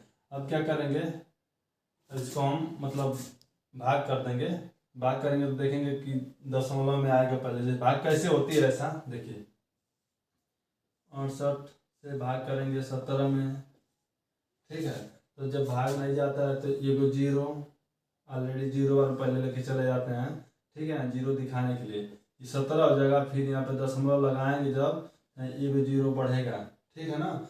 अब फिर देखिए कितना बार में जाएगा, 2 बार में, 6 दूना 12, हाँ 2 बार में लेके चले जाइए। तो 8 दूना 16 हासिल 1, 6 दूना 12, 12 1 13, घटाएंगे तो आपका देखिए हो जाएगा यहाँ पे 4, यहाँ पे 3, ठीक। फिर एक 0 बढ़ा सकते हैं, फिर एक बार लेके चले जाएं, लेकर जाएंगे तो आपको देखिए आ जाएगा, गुणा कर लीजिए 68 का। अब 68 का पहाड़ा नहीं याद है, गुणा करने के लिए जान जाइए कैसे गुणा होता है। देखिए अब करेंगे 6 36, 6 बच्चे 30, यानी 5 बार में लेके जाएंगे। यदि 5 बार में देखिए 8 बच्चे 40 और 5 6 30, 30 4 34, यानी कट जाएगा पूरा, आ गया कितना 0.25%, यही आपका आंसर होगा, ठीक है। नेक्स्ट प्रश्न देखते हैं, नंबर तीसरा देखेंगे। 500 का 6/7 का 42% का 35% क्या होगा। देखिए ऑप्शन नंबर ए है 36, बी 44, सी 52, डी कोई नहीं। तो इसको कैसे लगाएंगे चलिए देखते हैं। जैसे 500 का एक वीडियो में बताए थे, का मतलब गुड़ा, का मतलब गुड़ा, ठीक है। तो 500 का मतलब गुड़ा 100/7 का मतलब गुड़ा 42% लिखा है, तो प्रतिशत नहीं लिखेंगे तो नीचे 100 लिख देंगे। एक चीज आपको बता दें कि है बटा 100 लिखे हैं, जैसे प्रतिशत नहीं लिखे, यदि प्रतिशत जगह का ही मान 100 है, ठीक है, प्रतिशत हटाए हैं तभी जाके 100 लिखे, ठीक है ना। देखिए ये भी वैसे ही है। अब सॉल्व कर देंगे, बस आंसर आ जाएगा आप सबका। देखिए 2 0 से 2 0 कट गया। अब ऐसे काट लीजिए, इसको काटेंगे तो 7 6 42, ठीक है। इसको काटेंगे तो आपका कटेगा 5 20 25 100, ठीक है। फिर 5 से काटिए, 5 चौको 20, 5 सत्ते 35, गुणा कर दीजिए।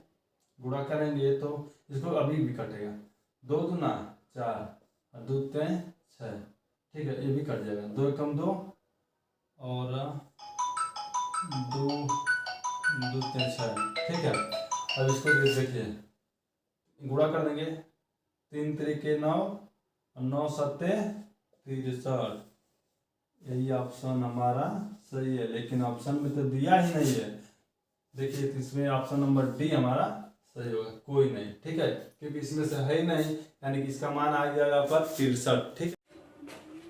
हेलो फ्रेंड्स, स्वागत है आप सभी का आपके अपने YouTube channel student target point में। मैं अनिश राजभर। आज हम बात करेंगे इस वीडियो में कुछ बेसिक से प्रश्न जो लगभग हर एक कॉम्पिटिटिव एग्जाम में आते रहते हैं। तो चलिए आइए शुरू करते हैं। जैसे कि आप सभी लोग देख पा रहे होंगे, क्वेश्चन नंबर फर्स्ट आपका, किसी संख्या के 3/4 तथा 4/7 का अंतर 100 है, तो वह संख्या बताइए। आप सभी मित्र थोड़ा सा इसे ध्यान से समझिएगा। जैसे देखिए 3/4 और 4/7, इसी का अंतर 100 है। बात समझ में आ रहा है? तो जैसे हम चाहें तो इसको यहीं पे डायरेक्ट निकाल सकते हैं, ठीक है। क्योंकि मैं यहाँ आपको एक पहले इसमें पूरा डिटेल में समझा दूंगा, उसके बाद से कैसे यहीं पे लगाना है, शॉर्ट में लगाना है, इसको बताऊंगा, ठीक है। जैसे मान लीजिए कि तो वह संख्या बताइए ना, तो मान लीजिए संख्या, तो संख्या है, इसको हम मान लेंगे यक्स, ठीक ना। अब यक्स है तो कितना है ये हमको ज्ञात नहीं है, ठीक है। यही चीज हमको फाइंड करना है। तो जैसे 3/4 यक्स, इसको कर सकते हैं यही संख्या इससे, तो मतलब जैसे 3/4 है, यानी कि इसका इसमें गुणा कर देंगे, 3/4 यक्स हो जाएगा, ठीक है। और यहाँ पे 4/7 है, इसको हम लिख सकते हैं, यानी कि इसका अंतर बोला तो माइनस कर लेंगे, 4/7 यक्स और बराबर, यानी कि इसी का अंतर क्या है 100, ठीक है। तो यहाँ पे लिख लेंगे 100, ठीक है। अब इसको तो आप सॉल्व कर सकते हैं, है ना। सॉल्व करने का तरीका देखिए, जैसे मान लीजिए इसको घटाना है ना, तो घटाएंगे इसका एलसीएम लेंगे, कितना हो जाएगा 28 होगा, 7 चौक 28। एलसीएम कैसे निकालते हैं आपको तो मैं बताया हूँ। जैसे आप इसका इसमें गुणा करेंगे, ठीक है। देखिए सॉरी गुणा नहीं, भाग करेंगे, तो 4 7 28 कितने बार में कटा 7 बार में, 7 के इसमें गुणा कर देंगे, 7 त्रिके 21, है ना। और 21 यक्स भी तो है, यक्स को लिख लेंगे, माइनस इसका इसमें भाग करेंगे, तो 7 चौक 28 कितने बार में 4 बार में, 4 के इसमें गुणा, 4 चौक 16 और ये यक्स बराबर हो जाएगा कितना 100, ठीक है।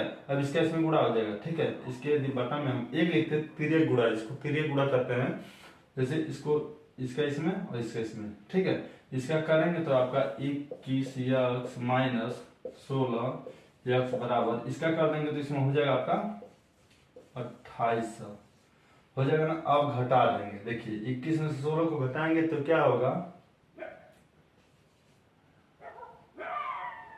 देखिए 21 11 में से घटेगा, 11 में से 6 घटेगा तो यहाँ पे होगा आपका 5, ठीक है। 5 बचेगा तो 5x हो जाएगा, ठीक है। अब क्या करेंगे 28, देखिए यहाँ पे लिखेंगे x बराबर 2800 बटा के 5, काट लेंगे, इसको काटेंगे तो कटेगा 5 बचे 25, फिर आपका इसमें 3 बचा ना, तो 3 बचा तो ये 5 6 30 और 0, यानी कि इसका आंसर आ गया 560, यही आपका आंसर है। फिर सेकंड क्वेश्चन देखिए, 720 का 5/12 तथा 495 का 4/9 में कितने का अंतर है। जैसे आपको बता दें कि आपसे कोई यदि पूछे कि 2 और 4 का अंतर, तो हम करते क्या है, घटाते हैं ना एक दूसरे में से, मतलब किसी, या तो फिर 4 में से 2 को घटा दीजिए, या फिर 2 में से 4 को घटा दीजिए, अंतर तो निकल कर आ जाएगा, ठीक है। चाहे तो माइनस में आ जाए चाहे प्लस में, यानी डिफरेंट उसका तो पता चल जाएगा, ठीक है। वही चीज करना है, इसमें से इसको घटा देंगे या फिर इसमें से इसको घटा देंगे, आपका आंसर आ जाएगा, ठीक है। तो चलिए देखते हैं, अब इसको लिखेंगे यहाँ पे, देखिए 720 का मतलब का मतलब गुणा, ठीक है। का मतलब गुणा इसलिए क्योंकि यह हम लोग शुरू से पढ़ते आ रहे हैं, 3 से 4 में, 4 में, 5 में, 6 में, ऐसे पढ़ते आ रहे हैं, ठीक है। अब तो बच्चों को सीबीएसई बोर्ड वाले बच्चे हैं, जान ही रहे हैं, सीबीएसई बोर्ड वाले का नहीं पूछेंगे क्या है, ठीक है। उनको मल्टीपल बताना पड़ेगा, मल्टीप्लाई बताना पड़ेगा, ठीक है। क्योंकि हम लोग जब 4 में पढ़ते थे तो भागो जो पढ़ते थे, आप लोग सुने वो तो ठीक है, वरना उसमें क्या होता ना, भागु जोग, देखिए मैं यहाँ पे लिख दे रहा हूँ, भागु जोग, ये हम लोग कक्षा 4 में पढ़ते थे। भागु जोग का मतलब, इसका मतलब भाग और इसका मतलब गुणा और इसका मतलब जोड़ और इसका मतलब घटाना, ये चीज पढ़ते थे। आप क्या पढ़ते हैं बच्चे, बोर्ड मास ये पढ़ते हैं सब, ठीक है। ऐसे हम लोग को बताएंगे सीबीएसई बोर्ड में तो जल्दी समझ जाएंगे, इसको बताएंगे तो शायद ही पल्ले पड़े उन लोग के। चलिए अब चलते हैं प्रश्न पे। तो जैसे इसका क्या करना है, का मतलब क्या लिख देना है, गुणा, ठीक है, और 5/12 इसको हम सॉल्व कर लें, ठीक है, इसको भी सॉल्व कर लें तो काट देंगे, 12×72 यानी 60 आ गया, यानी कि 60 गुणे 5, 6×5 यानी 300, इसका मान आ गया 300। अब तो जान जाएंगे कैसे इसको लगाना है।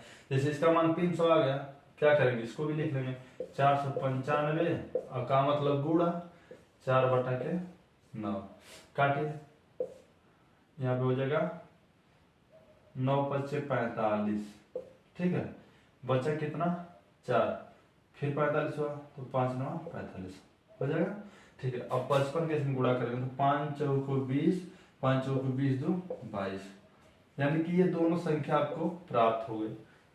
अब अंतर कैसे निकालेंगे, 300 - 220, इसका अंतर कितना आ जाएगा, देखिए 0.8 यानी कि 80, ठीक है, यही आपका आंसर हो जाएगा। अगला प्रश्न देखते हैं। एक संख्या के 2/3 का 3/4 यदि 782 हो तो इस संख्या, यानी इस संख्या जो संख्या प्राप्त होगी उस संख्या का 1/4 का 3/5 क्या होगा, ठीक है। इसको कैसे लगाएंगे, जैसे देखिए ऐसे ऐसे ही प्रश्न आता है कॉम्पिटिटिव एग्जाम में या किसी भर्ती का जो भी मतलब तैयारी की चीज होती है, ऐसे ही सवाल पूछेगा। तो सवाल में कुछ है देखना है, बहुत जल्दी लगेगा, लेकिन थोड़ा सा अब यहाँ पे पूछ दिया है इस संख्या का, तो अब यही थोड़ा सा समस्या बढ़ जाती है ना कि इस संख्या का बच्चे समझ लें कौन सी संख्या का है ना, तो तब तक इसका जब तक हम मान नहीं निकालेंगे तब तक पता नहीं चलेगा किस संख्या का, ठीक है। यानी जो इसका मान आएगा उसी संख्या का 1/4 का 3/5 क्या होगा, यही मान होगा, ठीक है। चलिए देखते हैं, हल करते हैं। तो जैसे मान लीजिए कि एक संख्या का यक्स, कोई संख्या मान लें यक्स का, सपोज हम कर लें यक्स का 2/3 का मतलब बताया हूं गुणा, डायरेक्ट कर लो, यहाँ डायरेक्ट गुणा कर लो, 2/3 का 3/4, यही कितना है 782 है, ठीक है। अब इसको सॉल्व कर लेंगे, सॉल्व करेंगे तो आपको देखिए है 3 से 3 कट जाएगा, 2 × 2 2 × 4, ठीक है। अब जो है x/2 हो जाएगा, x/2 तो 782। अब x का मान क्या हो जाएगा, इसका इसमें गुणा हो जाएगा, 2 × 4 8 × 16 और 7 × 14 15, यानी 1564, ये 1564 है। अब इसी संख्या का 1/4 का 3/5 भाग क्या होगा वही निकालना है। तो 1564 का 1/4 और गुणे 3/5, यही तो हमको प्राप्त करना है ना। अब सॉल्व कर दें, सॉरी यहाँ पे 5 होगा, ठीक है, यहाँ पे 5 होगा। अब देखिए इसको सॉल्व करें, देखिए काटेंगे इसको तो 4 3 12, इसमें कितना बचा 3 हो जाएगा, यहाँ पे हो जाएगा कितना, ठीक, हाँ ठीक है, 4 3 12, गलत नहीं हो रहा है, ठीक है सही है। तो 4 3 12 हो जाएगा, अगर इसमें बचा कितना 3, यहाँ पे आपका 6 है तो 36 हो गया, 4 9 36 और 4 × 4, ठीक है ना। अब देखिए इसका इसमें गुणा कर लेंगे, इसका गुणा करेंगे तो 3 × 1 3 और 9 × 3 = 27 हासिल 2, 3 × 3 = 9, 9 2 11, 11/1173/5, ठीक है। अब इसका भाग दे देंगे, इसमें भाग देंगे तो हो जाएगा 5 दूना 10, बचा कितना 1 17 हो जाएगा, 5 3 15, 2 बचा, फिर यहाँ पे 23 हो जाएगा, फिर 5 4 20 दशमलव, 3 बचा 5 6 30, यही आपका आंसर हो जाएगा। ठीक है, यदि वीडियो पसंद है तो प्लीज लाइक कीजिए मेरे भाई बहन, सभी लोग लाइक कीजिए, शेयर कीजिए, चैनल को सब्सक्राइब कर लीजिए नए हो तो। 4 है 37 सही 1/2 में कितने 1/8 है? तो यह एक सवाल हम बताएंगे और आप हजारों सवाल लगा लेंगे। ठीक है, जैसे कहने का मतलब यह है कि जरूरी नहीं है कि 37 सही 1/2 दे दे, कुछ भी दे सकता है, इससे बड़ा भी मान दे सकता है। ठीक है, लेकिन इसका कॉन्सेप्ट आपको बता दे हम। जैसे मान लीजिए कि यदि यही दिया है, सपोज हम यहाँ पे 5 कर ले,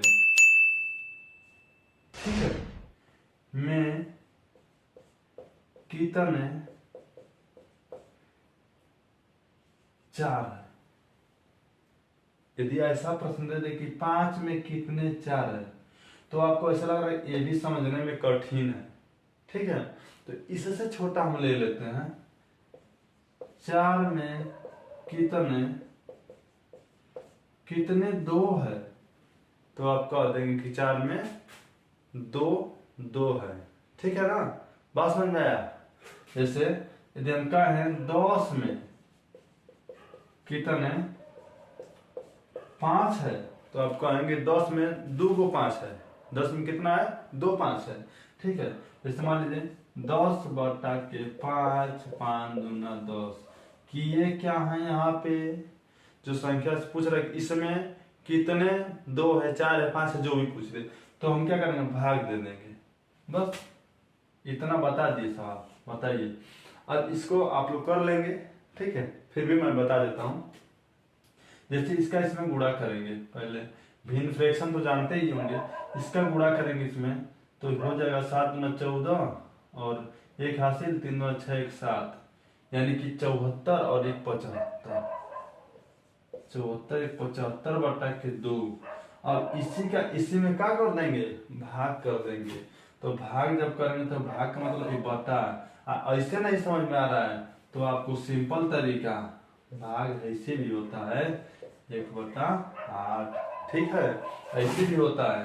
अब क्या कर लेंगे, अब देखिए इसको जब भाग कैसे लगाते हैं, ये 75/2 और भाग को हम गुणा करेंगे तो हर चीज ऊपर चला जाएगा, 8/1। ठीक है, अब कर देंगे 2 चौको 8, इसका इसमें गुणा करेंगे तो 5 चौको 20 और 7 चौको 28, 28 2 30, यानी 300 जो है 1/8 है, यही आपका आंसर है।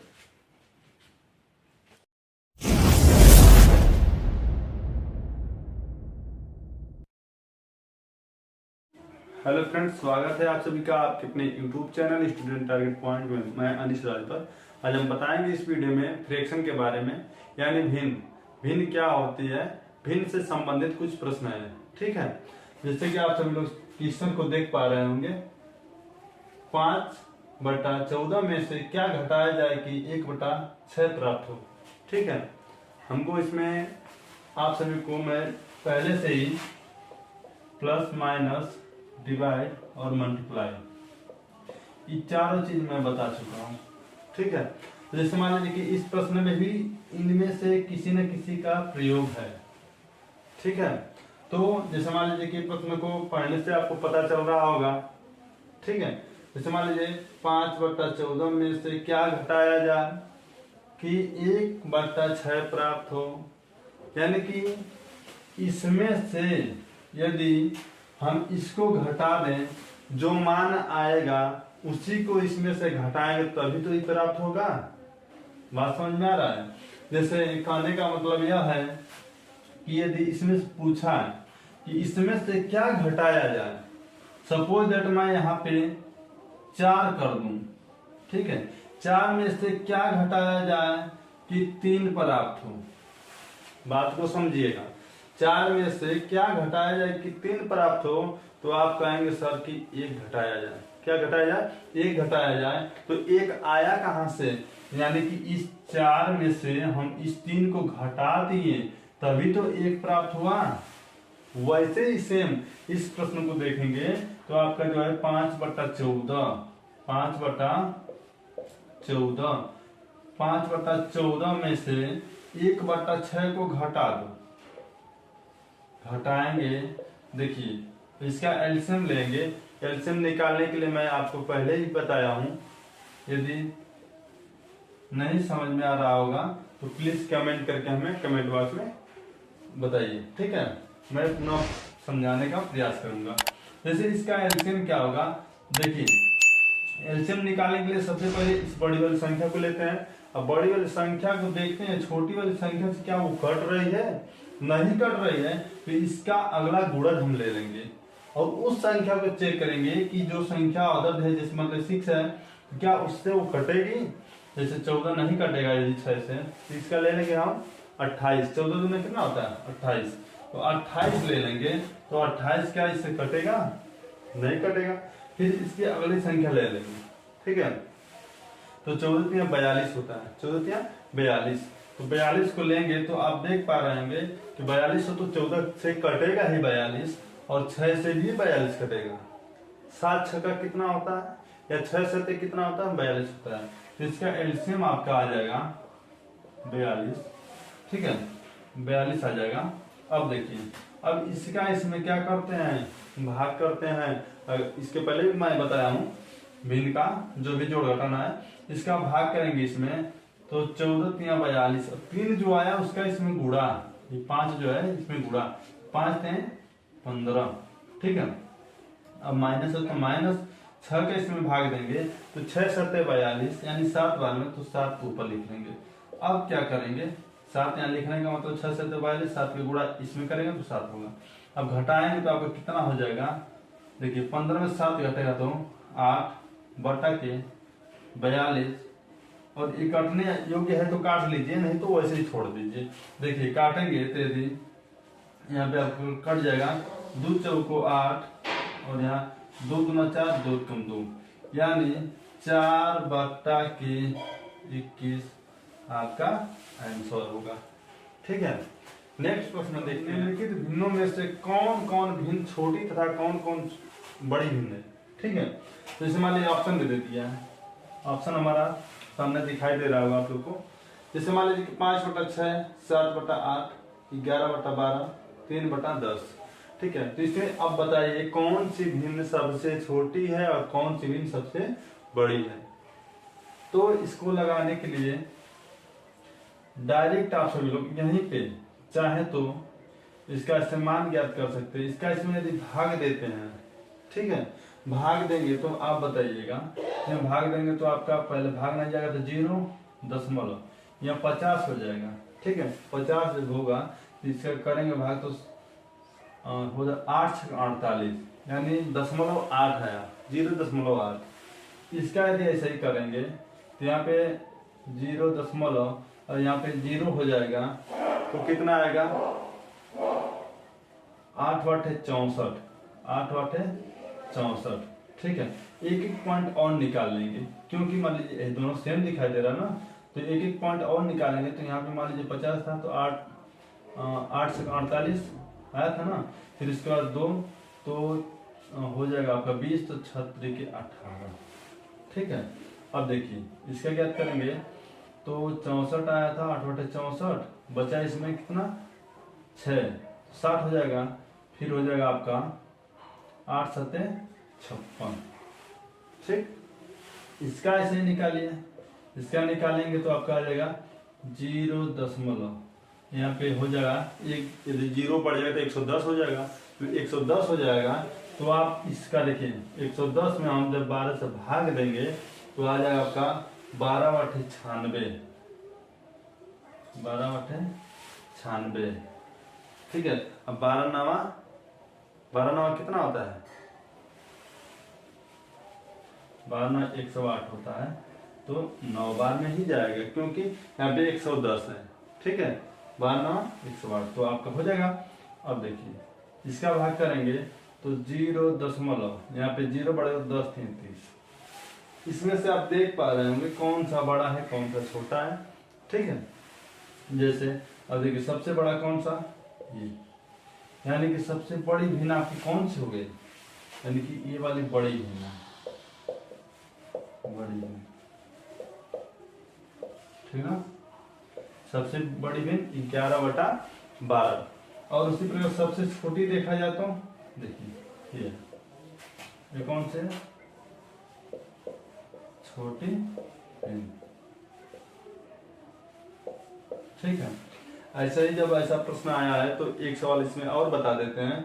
जैसे मान लीजिए यदि आपको दे दे कर दें दो चीज दे दे, सपोज दैट यही दे दे 5/8 सॉरी 5/6 5/6 और दे दिया 7/8, ये दो पद दे दिया है। दे दिया, पूछे कौन बड़ा है कौन छोटा है, आप कैसे बताएंगे? इसे देखिए डायरेक्टली इसमें गुणा कीजिए ऊपर वाले में 8×5 = 40, इसका इसमें करेंगे तो 6×7 = 42। कौन बड़ा हुआ है? ये ना, ये बड़ा हुआ। यहाँ देखिए ये भी बड़ा है कि नहीं बड़ा है? बात समझ में आया? ऐसा सवाल आया तो मैं बताया हूँ। देखते हैं एक विद्यालय में 1/4 भाग लड़कियां तथा 1/6 भाग लड़के एक शिविर में भाग लेते हैं। कुल विद्यार्थियों का कितना भाग शिविर में भाग नहीं लेते हैं? कहने का मतलब कुल भाग का मतलब एक, यानी जैसे परसेंटेज में क्या होता है, कोई भी चीज 100% होता है, ठीक है।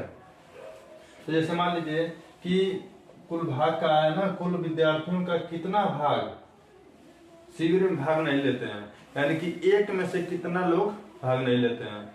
टोटल हम मान ले जाए पूरा पूर्ण रूप जो होता है, पूर्ण भाग एक ही तो होता है। जैसे है जैसे विद्यालय है, ठीक है। ये विद्यालय तो नहीं लग रहा है लेकिन विद्यालय समझिए उसको, ठीक है। यानी कि यही है, यह एक है, ठीक है।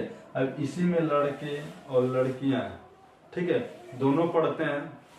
और पढ़ने का मतलब कि लड़के लड़कियां दोनों पढ़ते हैं। तो आप हमें बताइए कि जब कहे कि इतना भाग, चाहे हम कह दें कि सपोज ये पूरा टोटल जो है एक भाग है, टोटल कितना है? एक भाग है। अब एक भाग में से 4/5 लड़के हैं, 3/5 लड़कियां हैं, यानी कि इसको हम जोड़ेंगे और इसमें से घटा देंगे, जो छूटे रहेंगे वो ज्ञात हो जाएंगे कि नहीं हो जाएंगे? सेम वैसा ही देखिए, जैसे 1/4 भाग लड़कियां, कहने का मतलब यह है कोई विद्यालय मान लीजिए है, जैसे 1/4 भाग है, 1/4 भाग लड़कियां होंगी तथा 1/6 भाग लड़के एक शिविर में भाग लेते हैं, यानी कि 1/6 भाग ये भाग लेने वाले लड़कों की मतलब संख्या है, चाहे कहा जाए तो उनका मतलब इतना भाग ये उसमें शिविर में भाग लेते हैं। इसको जोड़ लीजिए, जोड़ेंगे तो इसका एलसीएम फिर वही चीज, एलसीएम निकालने के बार बार ऐसे प्रश्नों में एलसीएम निकालना होता है, तो आप थोड़ा सा अपना कैलकुलेशन तेज कर लीजिएगा जिससे एलसीएम निकालने में आसानी हो। जैसे इसका क्या करेंगे, अब देखिए इसका इसमें भाग देंगे तो कटेगा नहीं कटेगा, इसका अगला गुण लीजिए 12 देखिए इससे भी कट जाएगा इससे भी कट जाएगा, 12 इसका एलसीएम, ठीक है।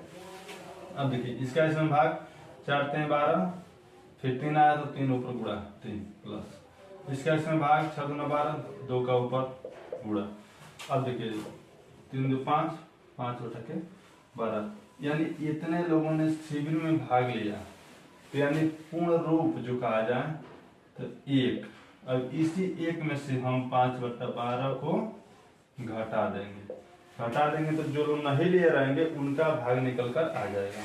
देखिए 12 × 12 -5 बटा के 12, हम घटाएंगे तो 12 में से 5 घटेगा तो आपका आ जाएगा 7/12, ठीक है। 7/12 लोग भाग नहीं लिए, ये नहीं लेने वालों की संख्या भाग है, ठीक ना। इतने लोगों ने भाग नहीं लिया शिविर में। अब कहेंगे सर इसको प्रूफ कीजिए, क्या प्रूफ है कि एक में से इसको घटाए हैं। जैसे देखिए एक तो आई भाग लिए थे, 5/12 लोग भाग लिए थे, हाई नहीं लिए थे। जब इसको दोनों को जोड़ेंगे तो आपका 1 प्राप्त होगा। नहीं है विश्वास तो आप सभी लोग चेक भी कर सकते हैं। 5/12 प्लस 7/12 ऐसे आप फ्रैक्शन का ऐड भी जान जाएंगे यदि नहीं आता होगा तो। जब बराबर रहता है हर तो क्या करते हैं, इसको ऐसा ही नीचे उतारते हैं और ऊपर वाले को ऐसे ही जोड़ देते हैं, तो 7 5 कितना आ जाएगा 12। अब बताइए ऊपर में 12 नीचे में 12, ये दोनों 12 कट जाए कि ना, एक आया कि नहीं आया। उसी प्रकार से चलिए नेक्स्ट देखिए क्वेश्चन नंबर 4 है, यदि 2 बराबर x प्लस 1 बटा 1 प्लस 1 बटा 3 प्लस 1/4, तब x का मान बताइए। ठीक है, तो मान बताना है। देखिए इसको कहते हैं ना वितत बिंदु, वितत बिंदु, ठीक ना, वितत बिंदु, सतत बिंदु कहते हैं, सतत बिंदु। और इसको नाम जानते हैं इसके नाम से लंगड़ी बिंदु। कौन सी बिंदु? लंगड़ी बिंदु, ठीक ना कहते हैं। तो यही नाम है। चलिए इसको सॉल्व करते हैं। इसमें x का मान फाइंड करना है। ठीक है, कैसे करेंगे? 2 बराबर x प्लस 1 1 प्लस 1 3 1/4। ठीक है, इसको जब सॉल्व करेंगे अब देखिए इस 2 बराबर इसको इसमें गुणा करेंगे, इसका इसमें 4 3 12 12 1 13। पहले इसको लिख लीजिए ऊपर से x प्लस 1 फिर 1 प्लस 1/4, 4 3 12 12 1 13 13 बटा के 4। ठीक है, 2 बराबर x प्लस, देखिए इसका अब इसको सॉल्व करें तो ये ऊपर चला जाएगा ना, देखिए यहाँ पे ये ऊपर चला जाएगा, तो 1 और 1 प्लस ये ऊपर चला जाएगा 4/13 हो जाएगा। ठीक है, अब देखिए इधर देख लेते हैं। 2 बराबर x प्लस 1 और इसका इसमें गुणा करेंगे 13 कम 13 13 4 17 17 बटा 13। अब ये ऊपर चला जाएगा, तो 2 बराबर x प्लस ऊपर चला जाएगा 13 बटा 17। ठीक है, अब क्या करेंगे? देखिए यहाँ पे है प्लस है वाला प्लस है, इसको इधर लेकर चले जाएंगे तो माइनस हो जाएगा। 2 माइनस इसको इधर लेकर, क्यों इधर लेकर जा रहे हैं? क्योंकि यह आपका चर पद है और यह अचर पद है। ठीक है, इसको इधर लेकर चले जाएंगे तो 13 बटा 17 x है तो x को लिख लेंगे ऐसे। अब इसका इसमें गुणा करेंगे 17 गुना 34 34 माइनस 13 बटा के 17 बराबर x। यहीं से आप इसका मान ज्ञात कर दीजिए। 34 में से 13 घटेगा 4 में से 3 घटेगा 1 और यहाँ 3 में से 1 घटेगा 2, यानी कि 21 बटा 17। यही आपका x का मान प्राप्त हुआ। ठीक है, फिर मिलते हैं अगले वीडियो में, तब तक के लिए जय हिंद जय भारत। हेलो दोस्तों, कैसे हैं आप सभी लोग? मैं अनिश राजभर। आज बात करेंगे इस वीडियो में टाइम एंड वर्क। क्योंकि मैं इसके पहले वीडियो में बताया था कि अगला क्लास हम लोग का रहेगा टाइम एंड वर्क का ही रहेगा। ठीक है, तो आप सब लोग देख पा रहे होंगे यहाँ पे लिखे भी हैं टाइम एंड वर्क, यानी समय और कार्य। यानी देखिए इसमें कई टाइप के सवाल होंगे, से टाइप अलग अलग हम बताएंगे। ठीक है, तो इस वीडियो में केवल और केवल हम लोग टाइप 1 पढ़ेंगे। ठीक है, इससे कई मतलब नियम तो तीनों का मैंने लिख दिया है। ठीक है, कार्य क्षमता वाला भी इसी में रहेगा। ठीक है, तो चलिए देखिए पहला जो पॉइंट लिखे हैं, देखिए यदि एक किसी कार्य 15 दिन में समाप्त करता है तो एक दिन का कार्य जो है 1/15। बात समझ में आ रहा है? इससे यानी कि कोई व्यक्ति यदि एक दिन में कितना कार्य करता है, किसी कार्य को 15 दिन में करता है, यानी कोई भी कार्य है, जैसे हमारा स्टडी पढ़ाने वाला जो टीचिंग का काम है हम कर रहे हैं। ठीक है, इस कार्य को हम कितने दिन में कर रहे हैं? 15 दिन में पूरा कर रहे हैं।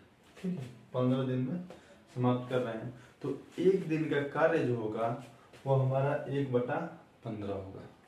ठीक है, इसी प्रकार से दूसरा जो है यदि ए का एक दिन का कार्य यानी हमारा जो है एक दिन का कार्य यदि 1/8 है तो हम उस कार्य को कितने दिन में पूरा करेंगे, तो 8 दिन में पूरा करेंगे। ठीक है। और जो है यदि ए की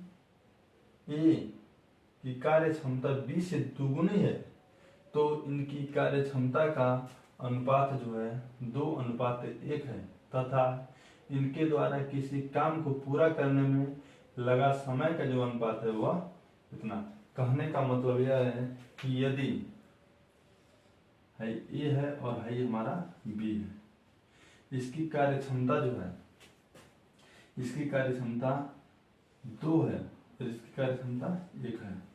तो जब भी कोई कार्य करेगा तो जब कार्य क्षमता जिसकी अधिक होगी वो तो कम समय में अच्छा काम कर जाएगा, समझ रहे हैं। और जैसे मान लीजिए कि ये जो बी है इसकी कार्य क्षमता क्या है, कम है, तो कार्य करने में समय ज्यादा लगाएंगे। बात समझ में आ रहा है। तो चलिए आइए एक दो प्रश्न हम इस पे करते हैं तो आप लोगों को बेहतर तरीके से समझ में आ जाएगा। और यदि आप मेरे चैनल पर नए हैं तो प्लीज चैनल को सब्सक्राइब कर लें, ये आपकी जिम्मेवारी बनती है। चलिए तो इन सभी जो भी नियम है सभी को आप सभी लोग कॉपी पेन लेकर के उस पर नोट कर लीजिए। ठीक है। चलिए अकेला किसी कार्य को, पहला प्रश्न है हमारा, ये अकेला किसी कार्य को 6 दिन में समाप्त करता है या कर सकता है तथा बी अकेला इस कार्य को 12 दिन में समाप्त कर सकता है। ए तथा बी दोनों मिलकर के इस कार्य को जो है कितने दिन में समाप्त करेंगे। देखिए जैसे कि पहला मैं आप सभी को नियम बता ही दिया हूँ। यदि कोई 15 दिन का कार्य है, ठीक है, यानी कोई यदि कार्य को 15 दिन में समाप्त करता है तो उसका एक दिन का जो कार्य होगा वो 1/15 होगा। यदि एक दिन का कार्य 1/15 है तो वो उस कार्य को 15 दिन में समाप्त करेगा। इस चीज को आप लोग भूलिएगा नहीं। ठीक है। चलिए जैसे मान लीजिए एक अकेला, चाहे सीधे हम ऐसे लिखते हैं, ये अकेला नहीं लिखेंगे, ए का किसी कार्य का ए का एक दिन का कार्य, एक दिन का कार्य 6 दिन में पूरा करा तो एक दिन में 1/6 होगा कि नहीं होगा।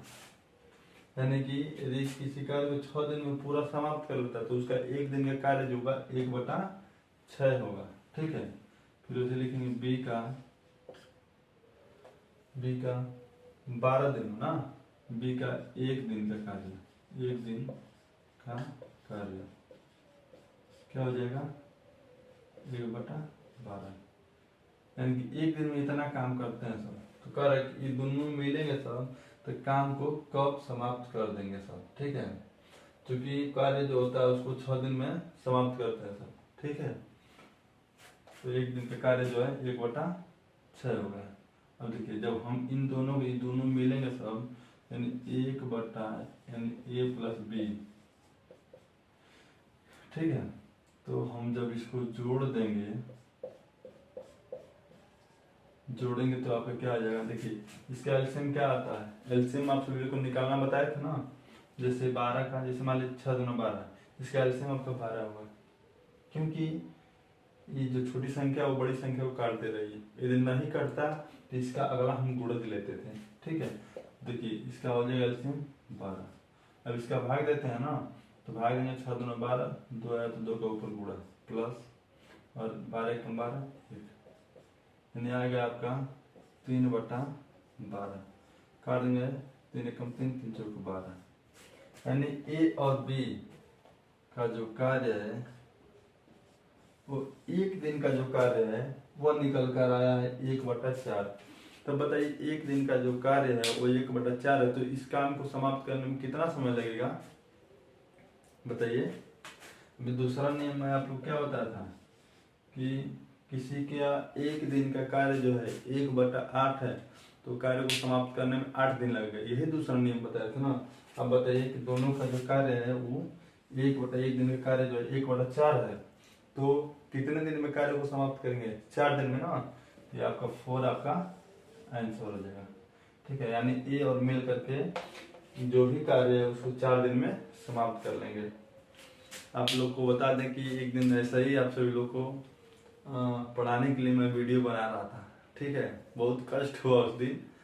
आप लोग समझ सकते हैं कि जो व्यक्ति यदि 1 नंबर से फेल होता है या फिर कोई क्या बोलते हैं फिल्म वगैरह देखते रहता है और लाइट अचानक कट जाए, इन्वर्टर ना रहे तो समस्या होती है ना। वैसे ही एक दिन वैसे ही वीडियो बना रहे थे और क्या हुआ कि मेरी मोबाइल डिस्चार्ज थी और मैं ऐसे ही आप लोगों को जैसे इस टाइम पढ़ा रहा हूँ ऐसे ही पढ़ा रहा था और मेरी मोबाइल ऑफ हो गई, मुझे पता भी नहीं चला और पूरा पढ़ा लिए। उसके बाद देखे मोबाइल ऑफ हो गई, उसमें जो मेरा रिकॉर्ड था वो सेव भी नहीं हुआ था। चलिए होता रहता है थोड़ा। चलिए नेक्स्ट क्वेश्चन देखते हैं।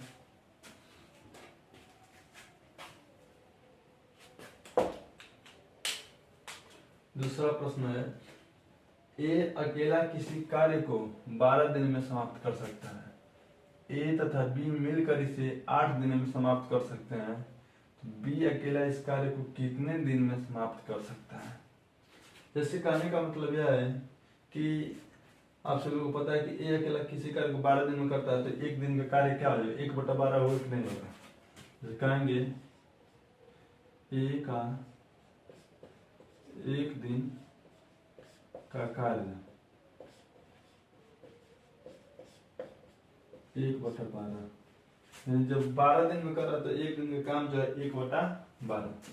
और ए तथा बी, ए और बी मिलकर जो है इसे 8 दिन में करते हैं। ए और बी ऐसे लिखेंगे, ए और बी का एक दिन का कार्य, एक दिन का कार्य, एक दिन का कार्य, तो क्या हो जाएगा 1/8। अब बताइए कोई काम रहा होगा, जो ये लोग हैं ए और बी, ये दोनों जब मिलकर काम जो करेंगे तो यानी कि एक दिन के कार्य जो है 1/8। 8 तो पूरा करेंगे 8 दिन में ना। जैसे मान लीजिए कि 1/8 है और ये पूरा टोटल काम हमारा हो गया इन लोग का, क्योंकि ए और बी दोनों मिले हुए हैं इसमें। ठीक ना, तो ए का कार्य बाहर दिया ही हुआ है और तो बी का हम नहीं निकाल सकते हैं। बताइए, जो पूरा काम हमने यहाँ कर लिया कि 1/8 कार्य है, दोनों काम नहीं समाप्त करें, ये पूरा टोटल काम इनका हो गया। अब देखिए भाई 1/12 जो है इसको हम घटा देंगे तो निकल नहीं जाएगा बी का। जैसे कहेंगे बी का एक दिन का कार्य, ठीक ना, बी का तो ए का कार्य दिया ही है और ए बी दोनों का कार्य दिया है 1/8। तो इसमें से जब हम 1/12 को माइनस कर देंगे तो बी का एक दिन का कार्य आ जाएगा ना। चलिए तो इसका एलसीएम जो हो जाएगा आपका कितना हो जाएगा 12। देखिए 8 से 12 नहीं कटेगा, 12 नहीं होगा, 12 में 24। देखिए 12 ये 24 भी कटेगा 12 से और 8 से भी 24 कटेगा, तो इसलिए इसका एलसीएम जो होगा 24 हो जाएगा। ठीक है, अब इसका इसमें भाग देते हैं तो 8 3 24, 3 आया तो ऊपर गुणा और 12 दूना 24, 2 आया तो ऊपर गुणा। अब देखिए 1/24 यानी बी का जो कार्य आया वो एक दिन का 1/24। ठीक है, जब 1/24 आया तो वो कितने दिन में कार्य को समाप्त करेगा 24 दिन में। ठीक है, 24 दिन में, यही आपका आंसर हो गया। ठीक है, वीडियो पसंद है तो प्लीज लाइक शेयर सब्सक्राइब कर दीजिए। रोज रोज बोलना पड़ता है, आप सभी लोग ए बी तथा सी एक कार्य को क्रमशः 10 दिन 15 दिन 18 दिन में समाप्त कर सकते हैं।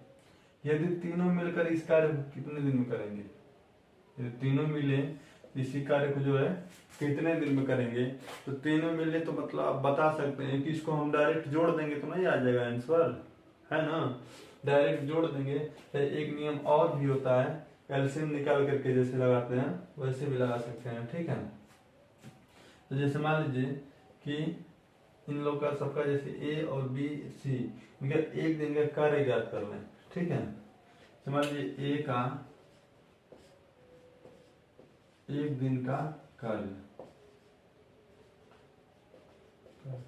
क्या हो जाएगा, तो 10 दिन है ना, तो 1/10 हो जाएगा।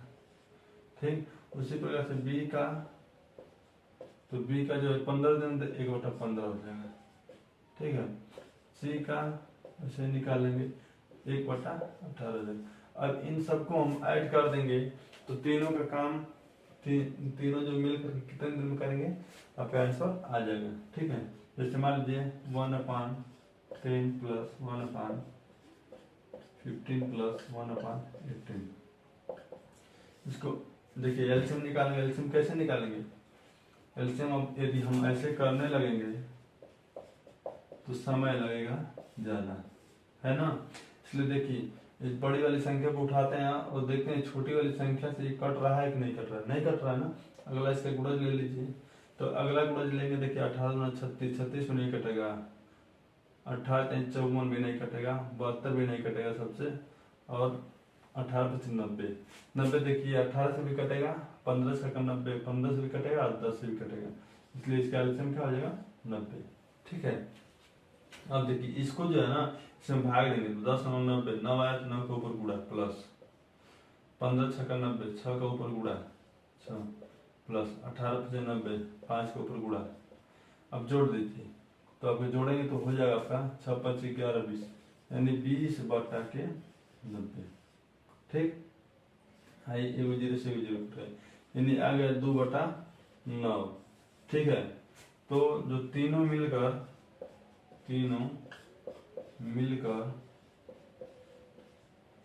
इस कार्य को